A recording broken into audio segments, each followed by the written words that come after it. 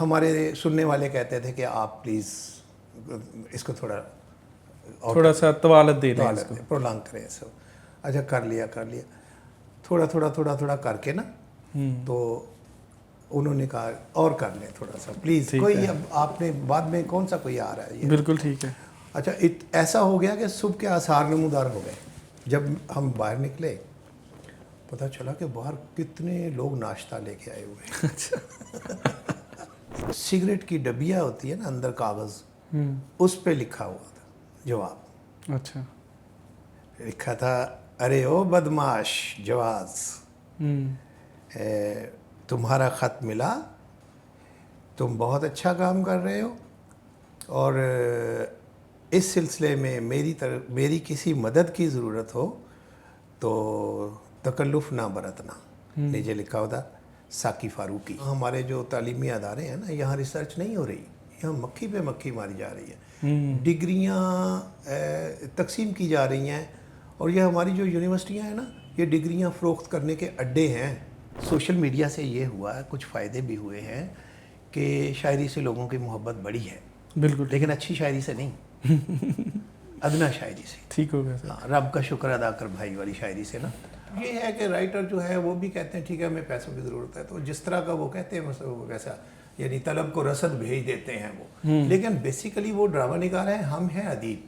جی بالکل ٹھیک. ہمارا پرابلم وہ نہیں ہے، ہمارا پرابلم تو ہے کچھ کنٹریبیوٹ کرنا. بندشیں بھی ہوتی ہیں گھرانوں کی اپنی کہ میرے گھرانے کی بندش آپ نہیں گا سکتے، آپ گائیں گے تو ہمارے شاگرد ہو جائیں گے.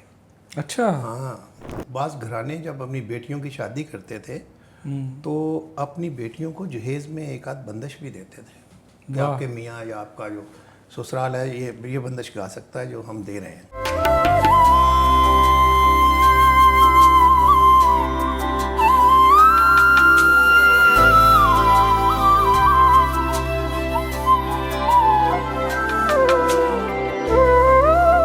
السلام علیکم احباب، کیسے ہیں آپ؟ امید کرتا ہوں خیریت سے ہوں گے. انداز نجم کے نئے پروگرام کے ساتھ آپ کی خدمت میں حاضر میں جی نجم. اور آج جس شخصیت کو آپ سے ملوانے جا رہے ہیں، ایک ادیب، ایک شاعر، ایک رائٹر اور لاتعداد ٹی وی ڈرامے جو ہیں پی ٹی وی پہ ان کی تخلیقات میں شامل ہیں. اس کے علاوہ صدارتی ایوارڈ برائے حسن کارکردگی اور اس کے علاوہ پی ایچ ڈی کر رکھی ہے انہوں نے اردو ادب یورپ اور امریکہ میں، اور لاتعداد حوالے ہیں. ٹی وی ہوسٹ رہے ہیں، اس کے علاوہ ریڈیو اینکر رہے ہیں اور میرے جیسے لاتعداد طفل مکتب کی رہنمائی جو ہے وہ کرتے آ رہے ہیں. میری مراد ڈاکٹر جواز جعفری. السلام علیکم سر. وعلیکم السلام. سر کیسے ہیں آپ؟ اللہ کا شکر. آپ کیسے ہیں؟ سر پہلے تو آپ کو بہت بہت خوش آمدید نجم فیلوز کے اندر. آپ بتائیے آپ کو یہ اسٹوڈیو کیسا لگا، اور پچھلے اسٹوڈیو کے بعد آپ اس میں تشریف لائے ہیں تو کیا چینج آپ کو جو ہے لگا یہاں پہ؟ سب سے عمدہ چیز تو یہی، ویسے پچھلا بھی بہت خوبصورت تھا لیکن اب جو زیادہ کشادگی کا جو احساس ہے اور کچھ آپ نے جو آرائش و زیبائش پہ زیادہ توجہ دی ہے تو اب اس میں زیادہ کیپیسٹی آ گئی ہے. بہت عمدہ. اچھا سر، ہم بات شروع کرتے ہیں. ایک دور گزرا ہے پی ٹی وی ڈراموں کا جب کہا جاتا تھا کہ جیسے ڈرامے لکھے جا رہے ہیں اور اس کی ایک مثال بنتی ہوتی تھی دوسرے ملکوں کے اندر کہ یار ڈرامہ لکھنا ہے تو ایسا لکھا جائے. تو آپ نے اس دور میں لاتعداد شاہکار تخلیق کیے. تو آپ کو کیا لگتا ہے کہ آج کا ڈرامہ اور اس وقت کا ڈرامہ، ان دونوں میں کیا تقابلی جو ہے وہ ڈفرینس ہے؟ بہت ہی عمدہ سوال ہے. میں سمجھتا ہوں کہ پی ٹی وی جو ہے وہ ایک ایسا ادارہ تھا جنہوں نے اردو ڈرامے نہ صرف بہت عمدہ ڈرامے یعنی بنائے بلکہ رہنمائی بھی فراہم کی کہ ڈرامہ ایسا ہوتا ہے. بالکل ٹھیک. اور اس کے پیچھے ظاہر ہے کہ اس زمانے کے یاور حیات تھے، اس میں راشد ڈار تھے اور اس میں بڑے بڑے ڈائریکٹر جو ہے نا پی ٹی وی نے وہ پیدا کیے تھے. اصل میں پی ٹی وی اکیڈمی کا بنیادی کام ہی یہی تھا کہ انہوں نے اپنے ڈائریکٹر پیدا کیے، اپنے رائٹر پیدا کیے. اور اس زمانے میں ایک روایت یہ بھی تھی کہ جو ہمارے یعنی قبیلے کے لوگ لکھتے بھی تھے اور ایکٹنگ بھی کرتے تھے. ابھی آپ تھوڑی دیر پہلے مجھے کہہ رہے تھے نا آپ نے کسی ڈرامے میں ایکٹنگ بھی کی، तो मुझे अक्सर जब मैं कोई सीरियल लिखता था तो मुझे मेरे प्रोड्यूसर कहते थे एक रोल आप भी करें। ठीक है। अच्छा, मैं बड़ा हैरान होता था, कहते आप बड़े फोटोजेनिक हैं, बड़ा अच्छा लगेगा, ये है वो है। तो मैंने कहा नहीं, ये मेरा शौक नहीं है। मैंने पहले दिन तय किया था कि मैं ऑफ द कैमरा, ठीक है, कैमरे के पीछे काम करना। अच्छा, लेकिन रिवायत जो थी ना वो ये थी कि जितने यानी जब टीवी आया जितने लोगों ने लिखा तो वो अपना रोल रखते थे। जैसे अनवर सज्जाद के ड्रामों में मैंने देखा डॉक्टर साहब खुद भी रोल करते थे। ये मुस्तनसर हुसैन तारड़ साहब लिखते भी थे, रोल भी करते थे। वो शोएब हाशमी साहब फैज साहब के दामाद लिखते थे, रोल भी करते थे। लेकिन मैंने ये काम नहीं किया। और पीटीवी का ड्रामा जो है ना वो बहुत बहुत बड़ी यानी उन्होंने मिसाल कायम की थी। लेकिन अब ये हुआ है कि एक ज़माना था कि हमारा ड्रामा चलता था। हमारे कुछ अजीज़ रहते हैं हिंदुस्तान में, वो बताते थे कि जब पाकिस्तान का ड्रामा शुरू होता था तो हिंदुस्तान के बाज़ार गलियां वीरान हो जाते थे, लोग बैठ जाते थे। बिल्कुल। और फिर देखिए कैसा कुदरत भी कैसा इंतकाम लेती है। अब ये हुआ कि स्टार प्लस के ड्रामे आए और अब हमारे जो पाकिस्तान में ड्रामा बन रहा है वो स्टार प्लस को कॉपी कर रहे हैं। अब ड्रामा होता ही नहीं। अभी पिछले दिनों मुझे एक बड़े चैनल से कहा गया कि आप हमारे लिए एक सीरियल लिखें। मैंने उन्हें एक आइडिया भिजवाया। उन्होंने कहा ये आइडिया जो है ना ये नहीं हमने करना, आप कोई और आइडिया भिजवाए। मैंने एक और आइडिया भिजवाया, एक वन लाइन ही भिजवाते हैं ना, तो वो मैंने भिजवाया। तो उन्होंने कहा ये भी नहीं हो सकता। जब दो हुए तो मैंने कहा मसला क्या है। कहने लगे लगता है कि आपके सामने पीटीवी है। तो मैंने कहा पीटीवी के अलावा कोई मायार है तो दिखाएं। ठीक है, क्योंकि हम तो समझते हैं कि सब्जेक्ट है जिस पे कहानी हमने लिखनी है। हमारे पास ये नहीं कि कहानी है और हम कहानी बयान करनी है, नहीं, हमारे पास सब्जेक्ट है, उस पे कहानी हमने डिज़ाइन करनी है। ठीक है ना। तो उन्होंने कहा कि आप ना हमारे ड्रामे देखें। अच्छा, 2-3 दिन हमारा ड्रामा ज़रूर देखें और उसके बाद फिर हमें कोई आइडिया दें। मैंने देख लिए 2 दिन ऐसे ही बैठे, ध्यान दिया और देख लिया। फिर मेरा उससे जो स्क्रिप्ट सेक्शन की इंचार्ज थी ना खातून, अब तो फौत हो गई थोड़े दिन पहले, तो उन्होंने मुझसे पूछा कि हाँ आपने क्या देखा। मैंने कहा 2 चीज़ें देखी हैं और सारा हफ्ता आपके जो ड्रामे चले उनमें 2 चीज़ें थी। कहती क्या। मैंने कहा एक तो ये मैंने देखा है कि ये जो मर्द सुबह 8 बजे घर से निकलते हैं ना दफ्तर जाने के लिए, ये दफ्तर नहीं जाते, ये रोमांस लड़ाते हैं। तो यानी ये घर नहीं गए, बिल्कुल ठीक ये कहीं रोमांस लड़ाने गए। कहती है और मैंने कहा और मैंने ये देखा है कि एक बहन है, वो किसी यानी बीमार है या उसके हाँ ज़चगी होने वाली कुछ भी, उसकी छोटी बहन आई हुई है अपनी बहन की हेल्प के लिए। तो वो बहन जो है ना वो चंद ही दिनों में अपनी बहन का जो घर है ना और उसका मियाँ उस पर कब्ज़ा कर लेती है। बिल्कुल ठीक है। मैंने कहा ये 2 मौज़ूआत हैं, तीसरा नहीं है और हर ड्रामा इसी के गिर्द घूमता है। मैंने कहा मुझे ये बताइए कि ये पहला ड्रामा, पहला मौजू कि मियाँ दफ्तर नहीं गए, इश्क लड़ाने जा रहे हैं, और दूसरा ये कि ये बहन जो है ये आपकी हेल्प के लिए नहीं आई, आपके घर पे कब्ज़ा करने आएगी। मैंने कहा आप क्या कर रहे हैं, आप तो समाजी ज़िंदगी, आइली ज़िंदगी की जो जड़ें हैं वो काटती हैं आप लोगों ने। ठीक, आप कोई बहन, 2 बहनें एक दूसरे पे ट्रस्ट नहीं करती हो, बीवी जिसके लिए वो मियाँ बाहर निकला है और उसने सारा दिन कहीं ज़िल्लत उठानी है, कहीं झूठ बोलना है, कहीं तौहीन उसकी ज़िल्लत यानी मैं तज़हीक होनी है, और बच्चों के लिए रिस्क इकट्ठा करता फिर रहा है। आपने उसकी सारी जो बाहर की मेहनत है उसके बारे में आपने क्या राय कायम कर दी है कि अब बीवियाँ बेचारी घर सुकून से नहीं बैठती, वो देखती, जासूस बना दिया बीवियों को। तो खैर को बड़ा हंसी, कहने लगी आप इसी तरह का ना एक लिख दें, फिर भी लिख दें। मैंने कहा देखिए हमारा प्रॉब्लम पैसे नहीं है, हमारा प्रॉब्लम है इश्यूज़, मौजू कि हम कुछ कंट्रीब्यूट करना चाहते हैं। कहती नहीं, बस वो जिस तरह लिखा जा रहा है। मैंने कहा उसके लिए हम ड्रामा नहीं लिखते। तो मैंने रिफ्यूज़ कर दिया। तो सर ये इसकी वजह कमर्शलिज्म भी है, हम कह सकते हैं। कमर्शलिज्म से ज़्यादा एक भेड़ चाल है।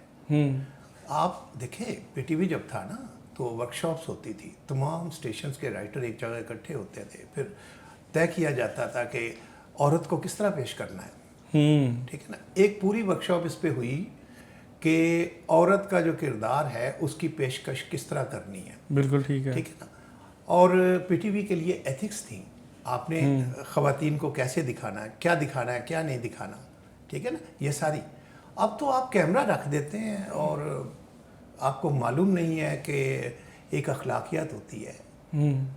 انسانی جسم جو ہے اس کو ایکسپوز کرنا ہے, آپ نے کتنا کرنا ہے کتنا نہیں کرنا, یہ ساری باتیں. بہرحال یہ سب طے کیا جاتا تھا ورکشاپس کے ذریعے. اب یہ ہے کہ رائٹر جو ہے وہ بھی کہتے ہیں ٹھیک ہے ہمیں پیسوں کی ضرورت ہے, تو جس طرح کا وہ کہتے ہیں وہ ویسا, یعنی طلب کو رسد بھیج دیتے ہیں وہ. لیکن بیسیکلی وہ ڈرامہ نگار ہیں, ہم ہیں ادیب.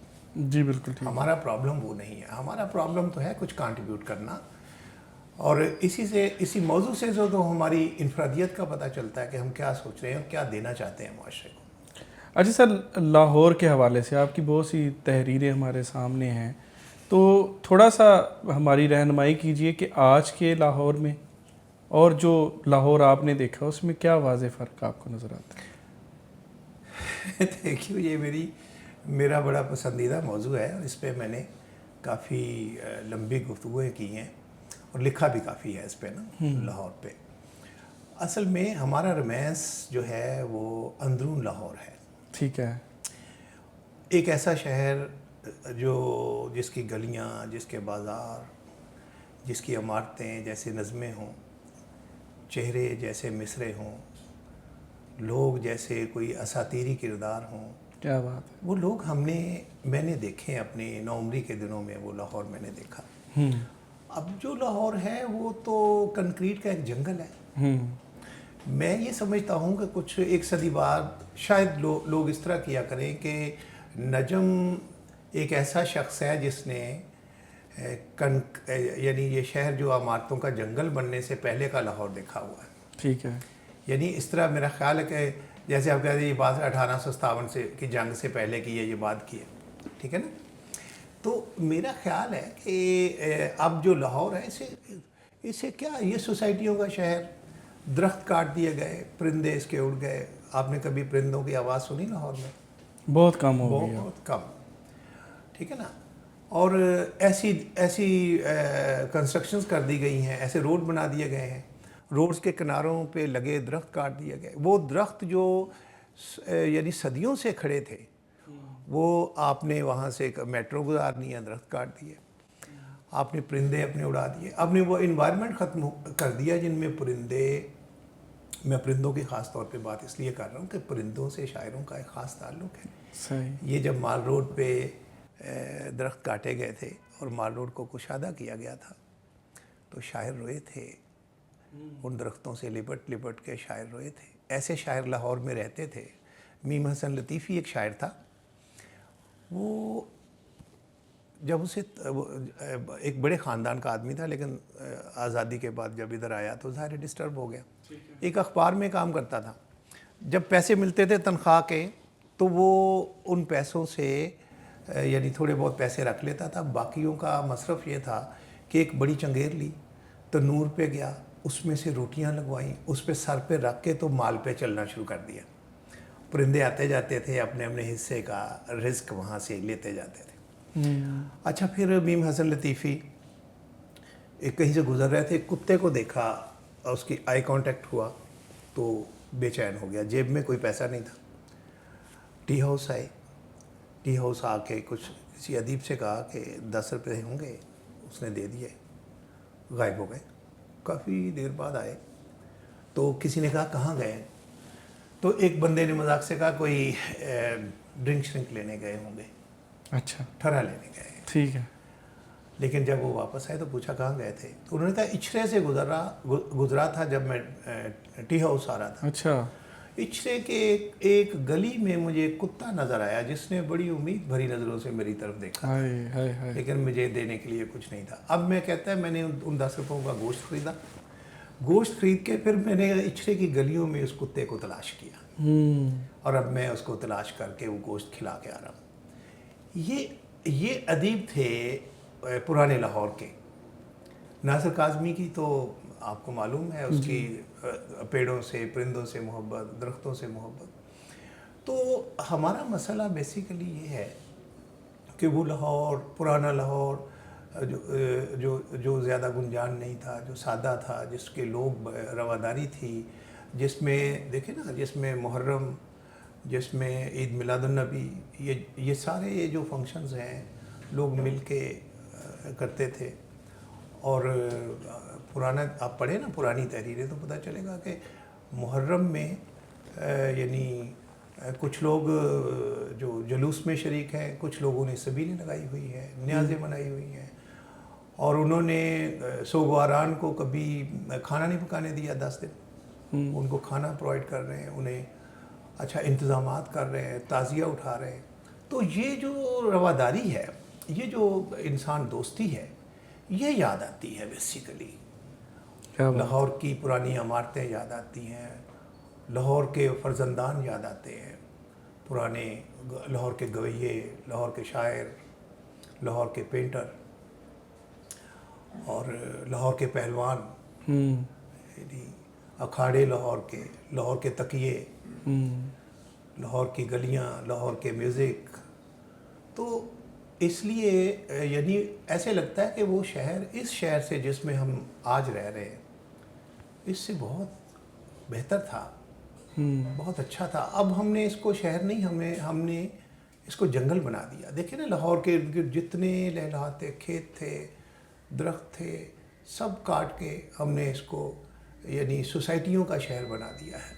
اور سوسائٹیاں بھی ایسی جن میں انسان نہیں رہتے، لگتا ہے ساتھ ساتھ رہ رہے ہیں، اور وہ ایسے ہوتا ہے جیسے کسی سمندر میں دو جزیرے ہوں، ہوتے تو ایک ہی سمندر میں لیکن آپس میں تعلق کوئی نہیں ہوتا. تو اس لیے یہ ایک ایسی سوسائٹی ہم نے جو ترتیب دی ہے جس میں ہم جو وابستگی ہے ختم ہوئی، وفاداری ختم ہوئی ہے، قربت ختم ہو گئی ہے. لوگ اپنے اچھا پھر ہمسائے سے کوئی تعلق نہیں، تو ایک ہی چھت کے نیچے رہنے والوں کا بھی آپس میں کوئی تعلق نہیں. یعنی 3 کمروں میں 3 جو لوگ رہ رہے ہیں وہ 3 مختلف دنیایں ہیں. دیواروں نے انہیں بالکل الگ تھلگ کر دیا ہے. وہ ایک چھت ایک ہے لیکن افراد 3 ہیں. تو یہ بڑے مسائل ہیں نئی زندگی کے نا، یہ جو نئی کالونیاں، اور جو اچھا پھر یہ کہ ہر کالونی شہر سے دور. ہاں جی. وہ یہ جو فاصلے ہیں آپ بنا رہے ہیں اپنے لیے تاکہ آپ مل نہ سکیں، اکٹھے نہ ہو سکیں. تو یہ چیزیں جو ہیں یہ نئے لاہور کو پرانے لاہور سے مختلف کرتی ہیں. میں نے بارہا دفعہ آپ کو دیکھا ہے، میوزک سے آپ بہت لگاؤ رکھتے ہیں، اور جہاں پہ بھی یہ کلاسیکل میوزک کی کوئی بھی جو ہے وہاں پہ پروگرام ہو رہا ہو الحمرا کے اندر، ایک دفعہ میں بھی پہنچ گیا تھا، آپ بھی پہنچ گئے تھے اس کو سننے کے لیے. تو سر یہ لگاؤ کس حد تک ہے، اور آپ میوزک کو کتنا کہ جانتے ہیں؟ جاننے کا دعویٰ تو نہیں میں کرتا. شروع میں تو ہم وہ نسل ہیں جو غزل کے عروج کے دنوں میں سامنے آئی ہے. ٹھیک ہے.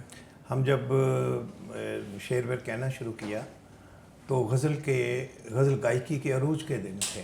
بالکل ٹھیک ہے. یعنی ایک ریڈیو پاکستان ہوتا تھا جس یہ آواز سنے ہوئے اب 2-3 دہائیاں ہو گئی ہیں میرا خیال ہے کہ یہ ریڈیو پاکستان لاہور ہے. اس سے یہ آواز دن میں کتنی مرتبہ ہمارے کانوں میں پڑتی تھی. تو میری یہ عادت تھی کہ میں اپنے سرہانے رکھ کے سوتا تھا ریڈیو.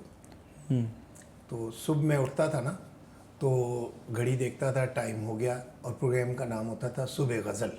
اچھا اب اس کو لگا دینا اور پھر آنکھیں بند کر کے لیٹے رہنا. تقریباً گھنٹے کا یا پون گھنٹے کا وہ پروگرام ہوتا تھا جس میں انتہائی عمدہ غزلیں جو ہیں نا وہ سنتے تھے ہم.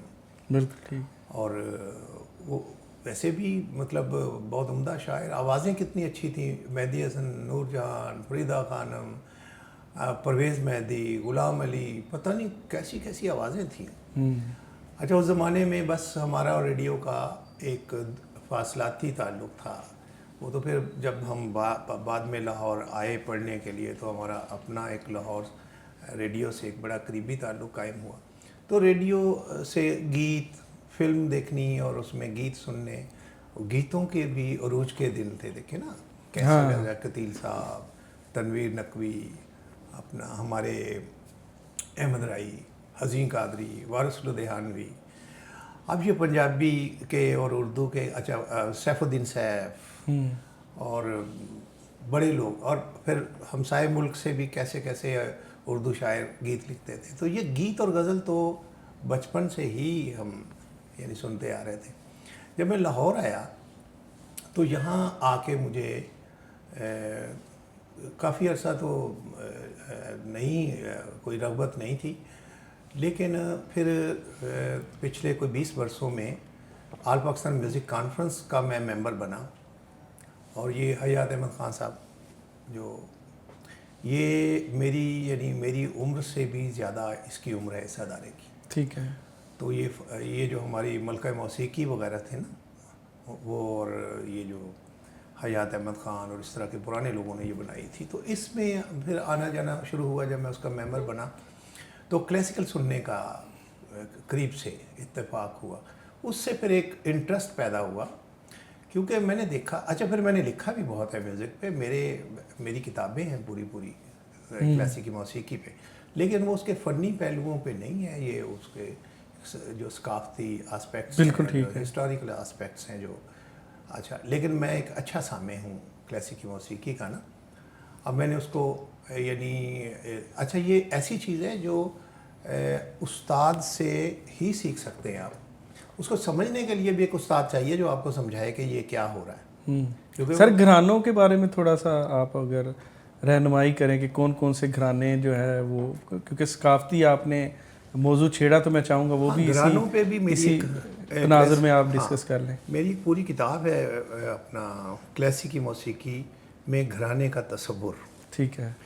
कि ये जो घराने ये कैसे वजूद में आ जाते हैं, तो इस पे मेरा एक पूरा थीसिस है, और वो किताब अभी यानी आप बतौर आर्टिकल तो ये छप गई है, लेकिन अब किताबी शक्ल में भी ये आ रही है। और इसमें यही होता है कि एक शख्स जो है जब वो गाना शुरू करता है, फिर उसकी अगली नस्ल, फिर उसकी अगली नस्ल, तकरीबन 3 नस्लें जब एक काम को वो करती हैं मुस्तकिल बुनियादों पे, तो उससे ये होता है कि एक घराना इस्टेब्लिश हो जाता है। ठीक है।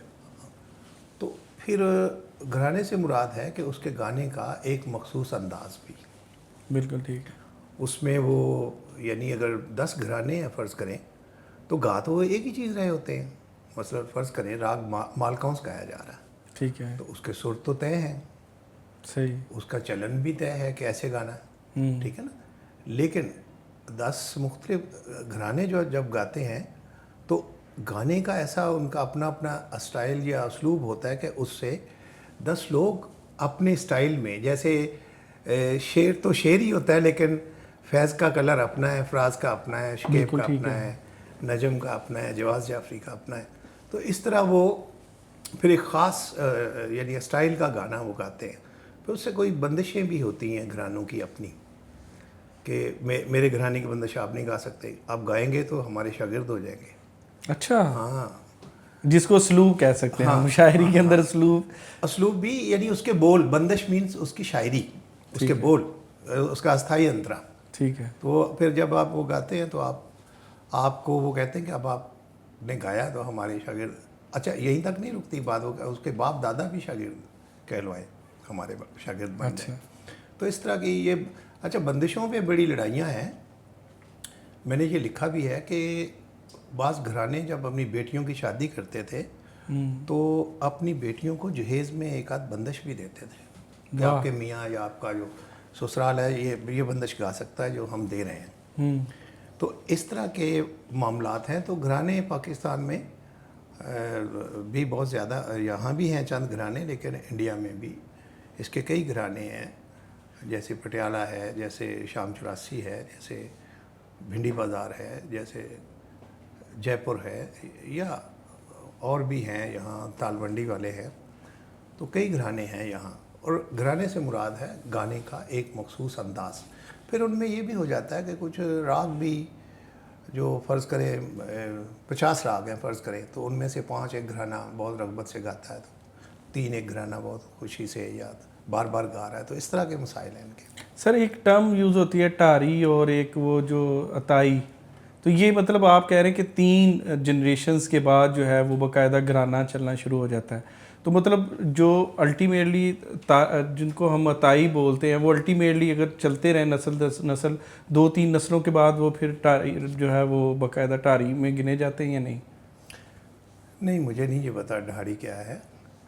اصل میں یہ جو عطائی سے مراد ہے ایسا شخص جس کے خاندان میں گانا نہ ہو، ٹھیک ہے، اور وہ کسی سے جا کے سیکھے.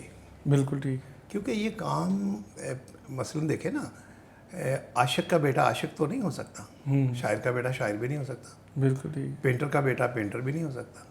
تو یہ جو کرے گا وہی یعنی سیکھے گا اور آگے پہنچائے گا. بالکل ٹھیک. تو اس طرح یہ جو آپ نے کہا عطائی، اس میں یہی ہے کہ جو لوگ کسی خاص گھرانے سے تعلق نہیں رکھتے لیکن محبت سے سیکھتے ہیں اور گاتے ہیں، انہیں ہی یہاں ان کے لیے ایک ٹرم ہے عطائی. بالکل ٹھیک ہو گیا. اچھا سر، ریڈیو پاکستان، اور آپ نے کہا ان کے ساتھ آپ کی بڑی ایفیلیشن رہی ہے، ایک کہہ لیں کہ بچپن آپ کا بڑا ان کے ساتھ گزرا، پھر اس کے بعد خود بھی آپ نے جو ہے وہ ریڈیو پروگرامز کیے. تو یہ تجربہ کیسا رہا آپ کی زندگی میں؟ اور اب ریڈیو، پھر وہی سوال ہے کہ اس وقت جب آپ ریڈیو کا پروگرام کر رہے تھے اور آج جو ریڈیو ہے وہ کتنا اس کا ڈفرینس ہے؟ دیکھیے، جب میں نے جانا شروع کیا نا ریڈیو، مجھے انہوں نے، جب میں ایم اے میں پڑھتا تھا تو مجھے ایک پروگرام ہوتا تھا کیکشاں، وہ یوتھ کا پروگرام ہوتا تھا. ٹھیک ہے. تو وہ اس کا کمپیئر مجھے لیا گیا تھا. ٹھیک ہے. لیکن ریڈیو جو ہے وہ بیسیکلی کئی کام کرتا تھا. مثلا انفارمیشن دیتا تھا، آپ کو تفریح بھی دیتا تھا، آپ کو علم بھی دیتا، آپ کی زبان بھی درست کرتا تھا. صحیح. یعنی ریڈیو سمجھ لیں ایک لائیو ڈکشنری تھی کہ آپ چلتے پھرتے ریڈیو اگر سنتے ہیں تو آپ کی زبان درست ہونا شروع ہو جائے گی. بالکل ٹھیک ہے. آپ ریڈیو کو معیار بنا کے بولنا شروع کر دیں. تو ہم نے ویسے ریڈیو کی شام ہوتے دیکھی ہے. ریڈیو کے عروج کے دن نکل گئے تھے. اچھا. لیکن ریڈیو پہ میں نے بڑے لوگوں کو دیکھا ہے. بڑے لوگ جو جنہیں ہم کہہ سکتے ہیں میوزک میں یا رائٹرز جو تھے اس زمانے میں ریڈیو آیا جایا کرتے تھے، یا سازندے یا آفیسرز. مثلاً آج غزلوں کی جو کمپوزیشنز ہیں اس کے حوالے سے ماسٹر نظر حسین کتنا بڑا نام ہے، ٹھیک ہے نا، جنہوں نے نور جہان کے لیے مشہور غزلیں ٹی وی پہ کمپوز کی. بالکل ٹھیک ہے نا. وہ سارے لوگ اس وقت سروس کر رہے تھے، ملازم تھے. تصدق حسین صاحب یا مجاہد حسین صاحب یا یہ جو عطرے برادران ہیں، یہ سارے وہیں پہ. میری تو تقریباً ہر منتھ کوئی نہ کوئی غزل جو ہے شیڈیول ہوتی تھی یا کوئی نہ کوئی گیت. میری تقریباً ساری کتابیں ریکارڈڈ ہیں ریڈیو سی پی یو میں. اچھا، پھر وہ ہمارے دوست بڑے تھے وہاں، یعنی شاعر جو نوکری کرتے تھے، اور میری وہاں سب سے اچھی دوست جو تھی نسرین انجم بھٹی، وہ سی پی یو میں ہوتی تھی. تو ہم اچھا لکھنے پڑھنے کا کافی کام ہم سے لیا جاتا تھا. اچھا، پھر سب سے بڑی بات جو تھی ریڈیو کی کینٹین. ریڈیو کی کینٹین جو تھی نا، وہ مجمع انوار تو وہ ہوتی تھی جہاں پہ ہر طرح کے لوگ، یعنی ہم تو بیٹھتے تھے جا کے شاعروں کے ساتھ بیٹھ گئے ایک ٹیبل پہ، فرض کریں چائے وائے پی رہے ہیں، تو پتہ چلا کہ اس سائڈ پہ جو کچھ عالم بیٹھے ہوئے ہیں جو آئے ہوئے ہیں مذہبی گفتگو کرنے، وہ لگے ہوئے ہیں. اس ٹیبل پہ پتہ چلا کہ سنگر بیٹھے ہوئے ہیں، سلامت علی خان یا امانت علی خان بیٹھے ہیں، کہیں پہ پرویز مہدی صاحب بیٹھے ہیں، کہیں غلام علی بیٹھے ہیں. تو اس طرح وہ کینٹین جو تھی نا، وہ تو بذات خود ایک تہذیبی ادارہ تھی.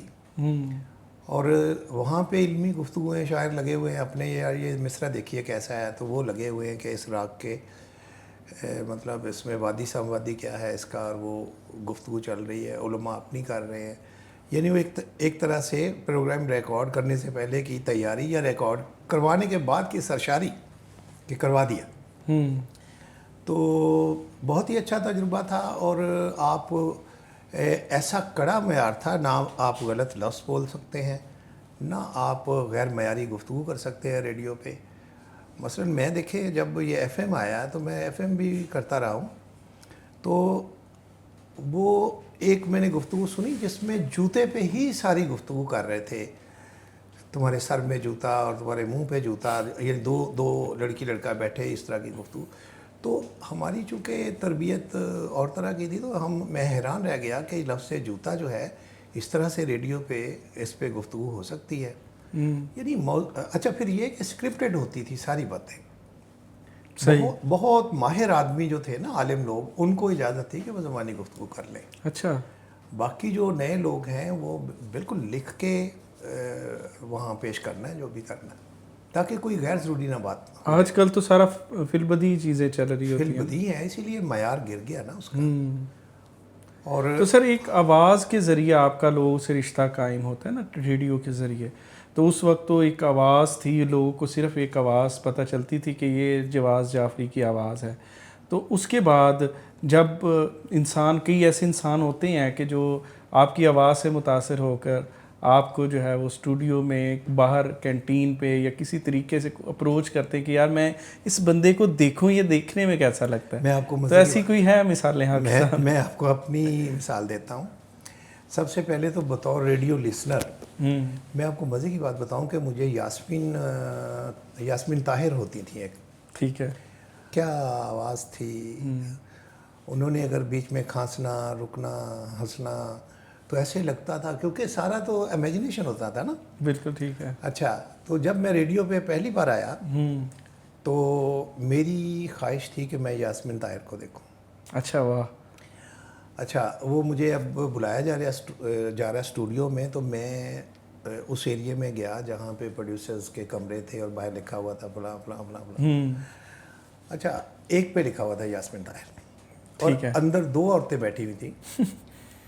ایک یعنی گوری چٹی تھی اور اس کے چہرے پہ کچھ یہ تھے چیچک جیسے ہوتے ہیں, ٹھیک ہے, اور دوسری جو تھی وہ ساملی تھی, وہ اور طرح کی تھی. تو میں نا قریب سے ایک بندہ گزرا, میں نے کہا آپ ریڈیو کے ہیں؟ کہتا ہے ہاں. میں نے کہا یہ جو دو عورتیں بیٹھی ہیں ان میں سے یاسمین کون ہے؟ جب اس نے کہا نا یہ یاسمین ہے, تو ایسے ہوا میرے اندر کہ جیسے چھناکے سے کوئی جو کانچ کا کوئی ٹکڑا اپنا برتن ہے نا وہ زمین پہ گرا, ٹوٹ گیا. اتنا مجھے صدمہ ہوا کہ یہ ہے یاسمین. یعنی میرے اندر جو یاسمین تھی وہ ایسی شہزادیوں جیسی تھی, لیکن وہ جو میں نے دیکھی وہ بالکل مختلف. میں یہ نہیں کہتا کہ وہ بدصورت تھی, لیکن یہ کہ وہ بالکل مختلف تھی. وہ جو آپ کہہ رہے ہیں کہ دنیا ہم بسا لیتے ہیں نا تخیل سے, اچھا ریڈیو ہے ہی امیجنیشن. بالکل ٹھیک ہے. آوازوں, اچھا یہاں میں ایف ایم 103 پہ نا شو کیا کرتا تھا. صحیح. رات کا شو ہوتا تھا اور وہ ختم ہو جاتا تھا, فرض کرے 2 بجے شروع ہوا, 4 بجے ختم ہو گیا. اچھا, اب اس کے بعد چونکہ شو کوئی نہیں, تو ہمارے سننے والے کہتے تھے کہ آپ پلیز اس کو تھوڑا سا طوالت دے دیں, پرولانگ کریں اس کو. اچھا, کر لیا تھوڑا کر کے نا, تو انہوں نے کہا اور کر لیں تھوڑا سا پلیز, کوئی اب آپ نے بعد میں کون سا کوئی آ رہا ہے. بالکل ٹھیک ہے. اچھا, ایسا ہو گیا کہ صبح کے آثار نمودار ہو گئے. جب ہم باہر نکلے پتہ چلا کہ باہر کتنے لوگ ناشتہ لے کے آئے ہوئے ہیں. ایک دیکھنے کے لیے کہ یہ کون ہے. ایک بار میں یہ ایف ایم 95 پنجاب رنگ پہ شو کرتا تھا, تو رات کے 3 بجے ایک عورت, ایک اس کا بیٹا اور اس کی بیٹی, جب میں باہر آیا رات کے 3 بجے تو وہ گیٹ پہ کھڑے تھے. اچانک انہوں نے اندھیرے میں مجھے گھیر لیا, تو میں نے کہا پتہ نہیں کیا ہو گیا, کون لوگ ہیں؟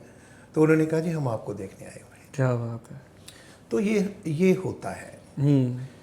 اچھا, آپ کو معلوم ہے کہ لاہور ریڈیو لاہور سے مونی حمید نام کی خاتون, میں نے بھی نہیں دیکھی, لیکن اگر آپ ریڈیو کی ہسٹری جانتے ہیں تو مونی حمید یہاں ریڈیو پہ بولتی تھی تو یعنی سناٹا, پرندے رک جاتے تھے, اتنی خوبصورت آواز. جب ٹی وی آیا تو لوگوں نے, یہی ایکٹر جو تھے ریڈیو کے یہی چلے گئے ٹی وی پہ. یعنی بنیادی ٹریننگ تو تھی نا بیٹھ کے بات کرنے کی, ڈائلاگ کی. اب باقی ایکٹنگ موومنٹ وہ پروڈیوسروں نے بتا ہی دینی ہوتی ہے. تو مونی حمید کو بھی ایک ڈرامے میں لے لیا گیا. جب اس نے وہ رول کیا اور بعد میں کارڈ چلے اور لکھا ہوا تھا مونی حمید, تو لاہور میں سناٹا چھا گیا تھا. اچھا واہ. کیونکہ وہ اتنی عام شکل و صورت کی, سیاہ کلر تھا اس کا. لوگوں کو جذباتی طور پہ لوگ ہرٹ ہوئے کہ اچھا یہ مونی حمید تھی جس نے ہمیں اپنے یعنی آواز کے جادو سے باندھ رکھا تھا. تو وہ ملک چھوڑ کے چلی گئی تھی اس کے بعد. اچھا سر, اردو ادب جو یورپ اور امریکہ, اس کے اوپر آپ کی پی ایچ ڈی ہے. مجھے بتائیے کہ جو یہ موضوع ہے اس کا آپ یورپ یا دوسرے ممالک میں کیا فیوچر دیکھتے ہیں, اور پاکستان میں اس موضوع کے اوپر اور بھی کوئی لوگ جو ہے آپ کو, کیونکہ آپ پہلے پی ایچ ڈی ہیں جو میرے علم کے مطابق ہیں, تو اس کے بعد کتنے لوگ ہیں جو اس کو فالو کر رہے ہیں, یا اس کا کیا مستقبل ہے؟ آپ مستقبل سے مراد یہ کہ ہماری زبان کا, اردو کا جی کیا مستقبل ہے؟ جی. ہاں. اچھا, یہ تقریباً 97 میں نے یہ اس ٹاپک پہ پی ایچ ڈی کا آغاز کیا تھا. ٹھیک ہے. میرے استاد مکرم اللہ انہیں غریق رحمت کرے, ڈاکٹر سہیل احمد خان, ان کی نگرانی میں نے یہ کام کیا تھا. اور اس زمانے میں میں دیکھ رہا تھا کہ بہت سے اردو کے ادیب ہندوستان, پاکستان اور بنگلہ دیش سے, یعنی پرانے قدیم ہندوستان کے جو لوگ تھے یا بر صغیر کے لوگ جو تھے, یہ چلے گئے تھے بیرون ملک. ٹھیک ہے. اور بڑے بڑے لوگ چلے گئے تھے. مثلاً جب میں یہ کام شروع کیا تو عبداللہ حسین یہاں نہیں تھے, احمد مشتاق یہاں نہیں تھے, رضیہ فصیح احمد یہاں نہیں تھی. ٹھیک ہے. اچھا, اسی طرح آپ شان الحق حقی, ستیہ بالانند, اس طرح کے بڑے بڑے جو سٹار ادیب تھے وہ ہندوستان سے اور پاکستان سے بیرون ملک منتقل ہو گئے تھے. ٹھیک ہے. تو مجھے لگا کہ بہت یعنی اہم لوگ چونکہ ملک سے باہر چلے گئے اور مستقل آباد ہو گئے ہیں, تو مجھے اس کام کو, ان کے کام کو کور کرنا چاہیے. بالکل. فاصلے بھی آپ کو معلوم ہے اتنے ہیں کہ ان لوگوں تک پہنچنا یا ان کے ادب کا ہم تک پہنچنا وہ مشکل ہے. تو میں نے سوچا کہ ایک طرح کا یہ ٹریبیوٹ ہے, اور پھر یہ یورپ اور امریکہ کے میں بس جانے والے اردو ادیبوں کے لیے ایک خراج تحسین بھی ہے, اور یہ دو خطوں کے درمیان ایک محبت اور خیر سگالی کا پل بنانے کی خواہش بھی ہے. بالکل. تو میں نے یہ, اچھا پہلے میں نے موضوع دیا تھا بیرون بر صغیر اردو. ٹھیک ہے. یہ انڈو پاک کے باہر اردو کی کیا صورتحال ہے. تو میرے جو نگران تھے انہوں نے موضوع دیکھا اور ہنس پڑے, کہنے لگے کہ تو سارے کام مرن والے کیوں کرنا ہے. تو میں نے کہا کیا ہوا؟ کہتے یہ اتنی بڑی دنیا کس طرح کور کرو گے, اس کے لیے تمہیں اندازہ ہے کہ سرمایہ کتنا چاہیے اگر تم جاؤ گے ان کے ادیبوں کے پیچھے. تو اچھا, اس زمانے میں 36 روپے میں ایک کاغذ, A4 کاغذ ہوتا ہے نا, اس پہ آپ خط لکھیں تو آپ یورپ میں یا امریکہ میں بھیجیں تو 36 روپے, اگر 2 کر دیں تو پھر زیادہ وزن بڑھتا جاتا تھا. میں نے ایسے ہزاروں خط لکھے. اچھا. لیکن حیرت ہے کہ ایک خط کا جواب آیا. اچھا. یہ بعد میں لوگ کہتے رہے کہ میرا ذکر نہیں ہے, اس کا ذکر نہیں ہے. تو ایک بندے نے, اور وہ سگریٹ کی ڈبیا ہوتی ہے نا اندر کاغذ, اس پہ لکھا ہوا تھا جواب. اچھا. لکھا تھا ارے او بدماش جواز, تمہارا خط ملا, تم بہت اچھا کام کر رہے ہو, اور اس سلسلے میں میری کسی مدد کی ضرورت ہو تو تکلف نہ برتنا. نیچے لکھا ہوتا ساکی فاروقی. وہ سگریٹ کے اندر ہوتی ہے ڈبیا کے اندر کاغذ, اس پہ لکھا ہوا تھا. وہ صرف ایک آدمی کا جواب آیا تھا. اور لیکن اچھا, اس زمانے میں ابھی انٹرنیٹ بھی اتنا عام نہیں ہوا تھا نا. 97 کو ذرا ذہن میں لائے نا, یہ تھوڑا بعد. جی جی بالکل, آلموسٹ اس ٹائم آمد تھی. بہرحال یہ پھر میرے نگران نے کہا اسے تھوڑا سا اس کی تحدید کرو, لیمیٹیشنز اس کی کرو, کہ سارا دنیا تو نہیں ہو سکتی. پھر میں نے کہا اچھا ٹھیک ہے, میں کروں گا یورپ اور امریکہ میں, اردو ادب یورپ اور امریکہ میں. مجھے کہنے لگے کہ یہ بھی ہلاک کر دینے والا کام ہے. میں نے کہا آپ کیا کہتے ہیں؟ कहते हैं कि मैं कहता हूँ कि उर्दू अदब बरतानिया में, अच्छा ठीक अगर है, इंग्लैंड को कवर कर लो ना, क्योंकि इंग्लैंड ही कदीम तरीन स्टेशन है जहाँ पे सही, हमसे जो रिश्ता था हिंदुस्तान से जिसका। मैंने उन्हें कहा, मैंने कहा देखिए डॉक्टर साहब, मुझे कुछ काम तो करने दें, आप मेरी तवानाइयाँ और मेरी जो हिम्मत है उसको चेक तो करें ना। कहते ठीक है, हंस पड़े, कहते ठीक है करके लाओ। मैंने खाका वाका बनाया और वो बोर्ड ऑफ स्टडी में गया, और अगले दिन मैं मिलने गया तो डॉक्टर साहब बहुत खुश थे। अच्छा, डॉक्टर साहब कहने लगे, कल तुम्हारी वजह से वीसी ने जो मेरी इज़्ज़त अफजाई की है मैं तुम्हें बता नहीं सकता। मैंने कहा क्या हुआ? कहते बोर्ड ऑफ स्टडी में मुख्तलिफ डिपार्टमेंट्स के हेड्स आए हुए थे मौज़ूआत लेके, खाके वाके। तो कहते पहले ही एक ने, दो उसने, तीसरे ने पेश किए तो वीसी साहब बहुत नाराज़ हुए। उन्होंने कहा कि ये क्या, आप किन मौज़ूआत पे आप तहकीक करवा रहे हैं, ये वुसअत ज़दा मौज़ूआत, इस तहकीक से क्या फ़ायदा होगा? ठीक है ना। तो कहते बहुत उन्होंने ना, कोई फ़ौजी थे वो, ठीक है, वीसी जो है, उन्होंने कहा ये क्या मौज़ूआत है, लकीर के फ़कीर आप बने चले आ रहे हैं। तो कहने लगे डॉक्टर सुहेल आप क्या लाए? डॉक्टर साहब कहते हैं मैं 3 मौज़ूआत लेके गया था, तो कहते मैंने 2 पीछे कर दिए, मैंने तुम्हारा यानी उर्दू अदब यूरोप और अमेरिका में निकाला। मैंने कहा जी मैं ये, कहते वीसी ने देखा तो उसका ना चेहरा खुशी से एक तासुर आया, और उसने कहा ये होता है, ये है काम जो डॉक्टर सुहेल करवा रहे हैं। बिल्कुल ठीक है।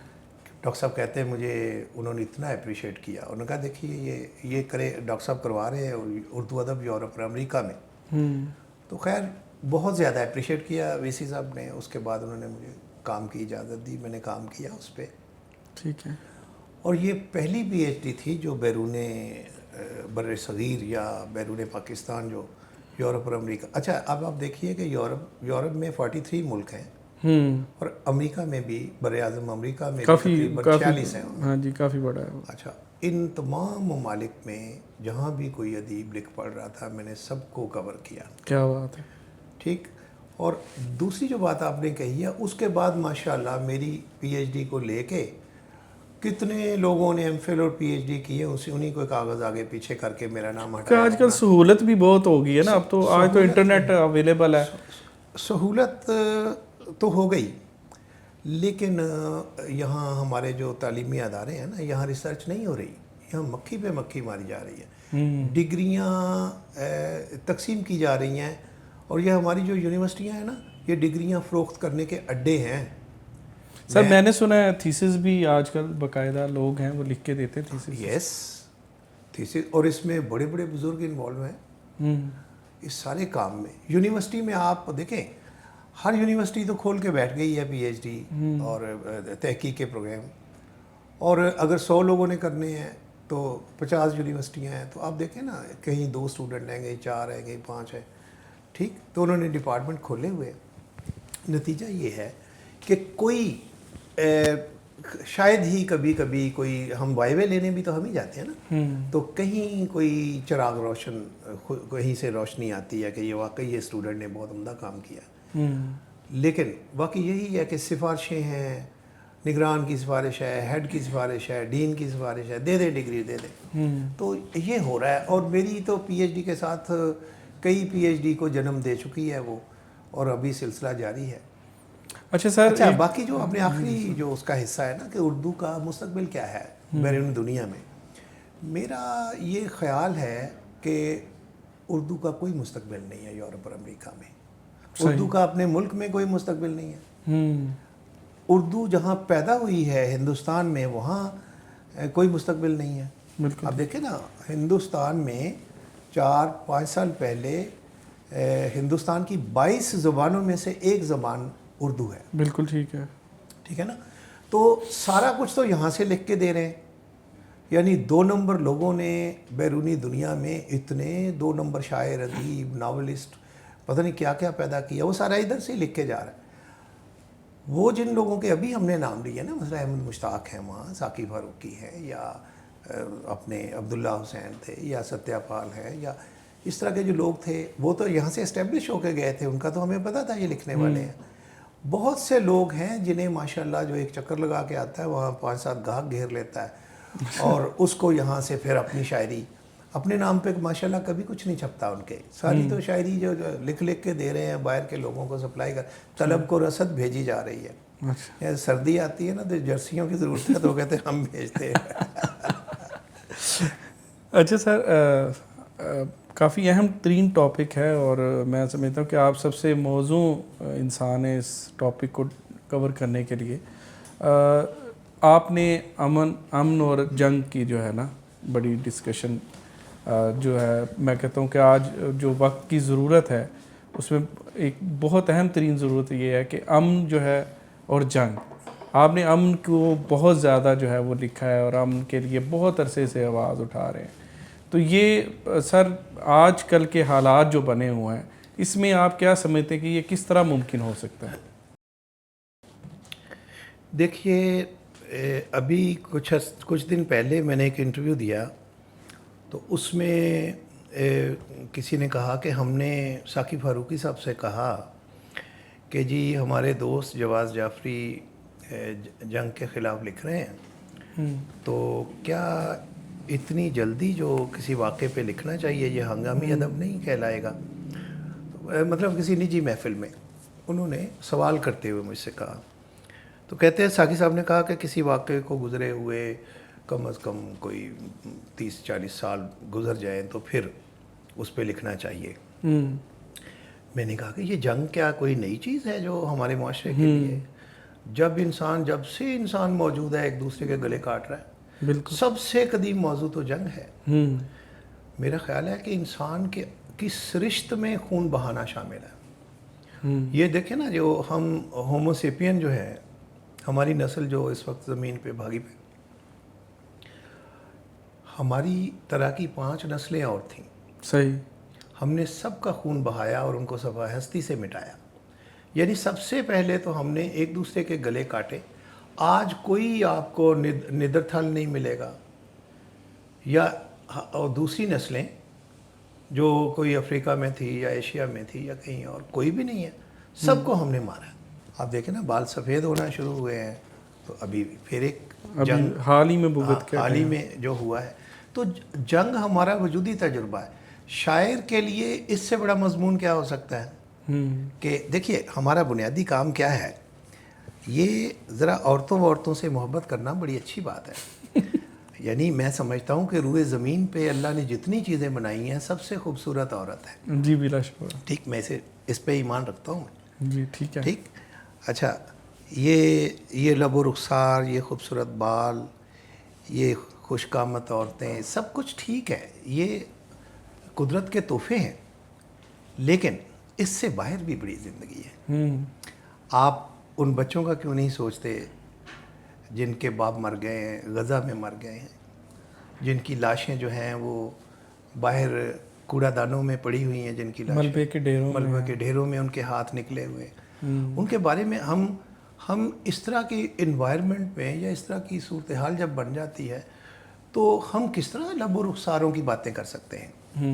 جنگ ہمارا وجودی تجربہ ہے اور میں سمجھتا ہوں, میں 35 برسوں سے مسلسل جنگوں کے خلاف بول رہا ہوں, خطرناک ہتھیاروں کے خلاف بول رہا ہوں, ٹھیک, وار مینٹیلٹی کے خلاف بول رہا ہوں, ٹھیک ہے, اسلحہ سازوں کے خلاف بول رہا ہوں, اسلحہ فروشوں کے خلاف بول رہا ہوں. اس لیے کہ میں سمجھتا ہوں کہ بھئی یہ جو زمین ہے جس پہ زندگی موجود ہے, ہم نے کتنے مشن بھیجے ہیں. یہ دیکھیں ناسا, کوئی بھی کسی نہ کسی ارد گرد ہم نے کھنگال دیا, کہیں زندگی کے آثار نظر نہیں آئے. صرف یہ پھول زمین پہ کھلا ہے. بے شک. اور میں چاہتا ہوں یہ پھول ہمیشہ کھلا رہے. اور اس پھول کے یعنی زندگی کے خلاف جو اسلحہ ساز ہیں, اسلحہ فروش ہیں, اسلحہ کے کمیشن خور ہیں, وار مینٹیلٹی رکھنے والے لوگ ہیں, جو لشکر ہیں جو زندگی کو پامال کرتے ہیں, ہتھیار ہیں, میں سمجھتا ہوں کہ ان سب کی نفی کرنی چاہیے ہمیں. اور ہمیں اس پلینٹ کو بھی محفوظ کرنا چاہیے, زندگی کو بھی محفوظ کرنا چاہیے. اور میں تو یہ بھی خواب دیکھتا ہوں, میری یہ کتاب ہے جنگ مخالف نظموں کی, اس کا نام ہے متبادل دنیا کا خواب. ٹھیک ہے. اور اس میں یہی خواب دیکھا گیا ہے کہ نجم صاحب کہ زندگی کے کچھ نمونے کسی اور سیارے پہ لے جائیں.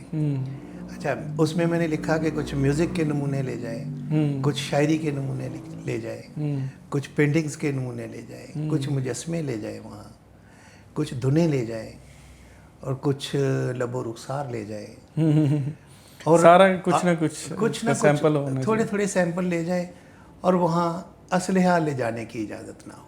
کیا بات, تاکہ اس سیارے کو, اب دیکھیے ہماری اس وقت زمین پہ ایک سال میں تمام قومیں مل کے جتنا پیسہ اسلحے پہ لگاتی ہیں, ہتھیاروں پہ لگاتی ہیں, جنگوں پہ لگاتی ہیں, اس کو اگر ہم ایک سال جو ہے وہ محفوظ کر لیں, اس سے زمین کے سائز کے 5 بے آباد سیاروں کو یورپی طرز زندگی کے مطابق آباد کیا جا سکتا ہے. بالکل ٹھیک کہہ رہے ہیں. ٹھیک, یہ جنگیں بھوک کے خلاف کیوں نہیں کرتے ہم یہ جنگیں جہالت کے خلاف کیوں نہیں کرتے, ہم یہ جنگیں بیماریوں کے خلاف کیوں نہیں؟ اگر آپ کو ایٹم بم چلانا تو چلائے نہ ایک ایٹم بم جو بھوک کے خلاف ہو, جو غربت کے خلاف ہو. تو لوگوں کے یہ پیسے جو ہم, اچھا ایک پاگل پن ہے ہر قوم کو, اسرائیل کے پاس بم ہے تو ایران کے پاس بھی ہونا چاہیے, انڈیا کے پاس ہے تو پاکستان کے پاس ہونا چاہیے, روس کے پاس ہے تو امریکہ کا. اب بھئی آپ نے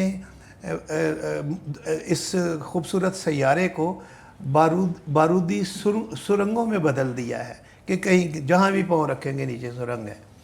تو دنیا رہنے کے قابل نہیں رہی.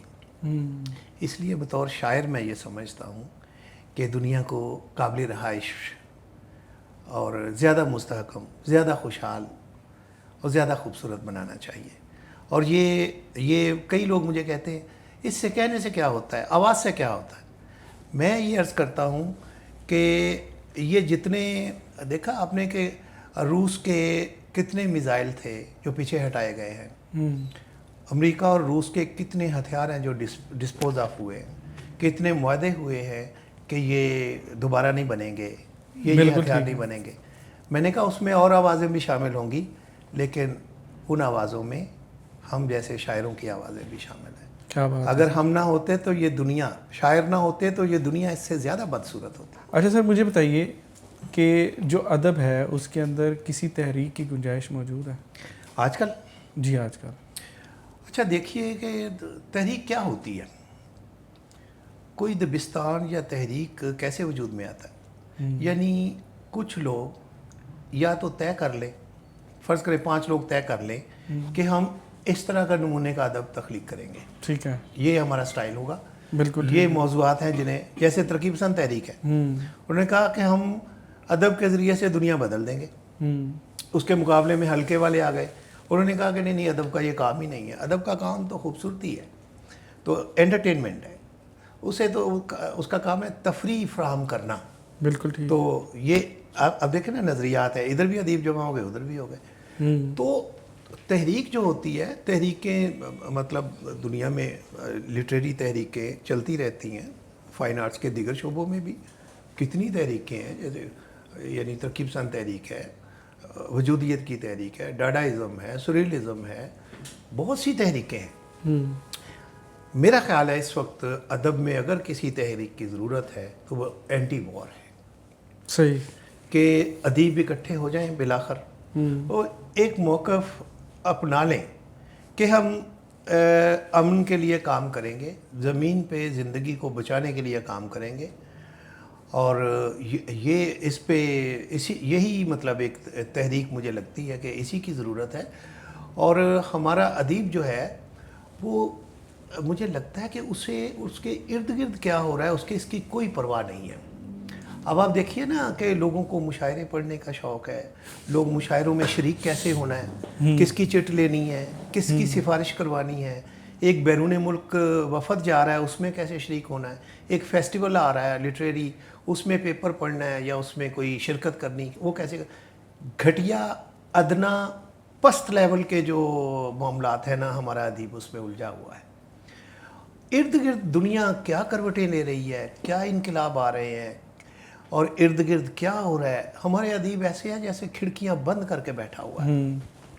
ادیبوں کو تو دیکھے اتنے بڑے مسئلے پہ کہ آپ کے اپنے بچے مر رہے ہیں پاکستان میں. دیکھیں نا ابھی کیا ہوا پچھلے دنوں. اچھا اب ہمسایوں ایران میں کیا ہو رہا ہے, آگے غزہ میں کیا ہوا, شام میں کیا ہوا. لگتا ہے کہ اپنی ذات سے باہر یا اپنے مفادات کی جو ایک دنیا اس سے باہر ادیب کی کوئی اس کا کوئی انٹرسٹ ہی نہیں ہے. تو میں سمجھتا ہوں کہ ادیبوں کو اکٹھے ہونا چاہیے. آپ کو سن کے حیرانی ہوگی کہ میں یہاں بیٹھا ہوا ہوں, یہاں بیٹھ کے میں لٹریچر یعنی اینٹی وار لٹریچر جو لکھتا ہوں, پوری دنیا میں اس کے پڑھنے والے, اس کی یعنی تعریف کرنے والے اور اس کے تراجم کرنے والے. اور پھر لوگ کیا کرتے ہیں کہ یہاں یہ فقیر بیٹھا ہوا ہے اور وہاں لوگ اینٹی وار خود ہی نظمیں لکھ کے مجھے بھیج رہے ہیں. دنیا میں ایک یعنی ہم نے یہاں پاکستان جیسے ایک چھوٹے سے ملک میں بیٹھ کے میرے جیسے ایک گمنام آدمی نے دنیا میں تحریک برپا کر دی ہے. تو میں سمجھتا ہوں کہ اسے اردو لٹریچر میں بھی ایک تحریک کے طور پہ اس کی گنجائش ہے اور ہمیں امن کے نام پہ اکٹھے ہو جانا ہے. کم از کم ہم اتنی نظموں کا ڈھیر تو لگا دیں جتنے دنیا میں ایٹم بم ہے. کیا بات ہے, واہ واہ واہ, بہت اچھے. اچھا سر, مجھے تو یہ سوشل میڈیا کا ادب میں کیا کردار ہے, یا آپ اس کردار کو کیسے دیکھتے ہیں؟ سوشل میڈیا ظاہر ہے ایک میڈیم ہے, جیسے بہت سے میڈیم ہوتے ہیں. یہ ایک نیا فنامنا ہے. ٹھیک ہے. ہمارے زمانے میں تو یہ ہوتا تھا نا کہ ہم پہلے استاد کے پیچھے پیچھے پھرتے تھے, دکھاتے تھے چیزیں, پھر وہ کبھی کوئی شاعر کے دوست آئے ہوئے ہیں تو ان میں بھی بڑی مشکل سے بیٹھنے کی جگہ ملتی تھی کہ اچھا بیٹھنے کی جگہ ملی, ہم بولتے نہیں تھے. یہ گفتگو میں اس لیے کر رہا ہوں تاکہ نئے لوگ جو ہے نا وہ دیکھیں کہ آگے آنے کے یعنی آگے آنے کا کون کون سی رکاوٹیں تھیں, مراحل کیا تھے, وے آؤٹ بھی کیا تھا اس کا. ٹھیک ہے نا. اور آپ کو کھلا میدان مل بھی گیا ہے تو پھر بھی تربیت کے کچھ اصول ہیں, ضابطے ہیں. بالکل. اچھا ہم بیٹھے رہتے تھے, استاد باتیں کر رہے ہیں آپس میں, شاعر ہم بیٹھے ہوئے سن رہے ہیں. پھر ہمیں اگر ہم نے کوئی بات کی تو وہ کہتے تھے آپ کو کس نے بولنے کی اجازت دی. وہ جو اردو میں محاورے نا جوتے سیدھے کرنا, وہ جوتے سیدھے کرنے پہ لگاتے تھے استاد. اچھا پھر کبھی بات بھی کرنے کی اجازت ملتی تھی. اس کے بعد پھر کوئی مشاعرہ ہے تو انہوں نے کہا کہ ٹھیک ہے میرا شاگرد بھی پڑھے گا, اور یہ کئی برسوں بعد آتی تھی نوبت.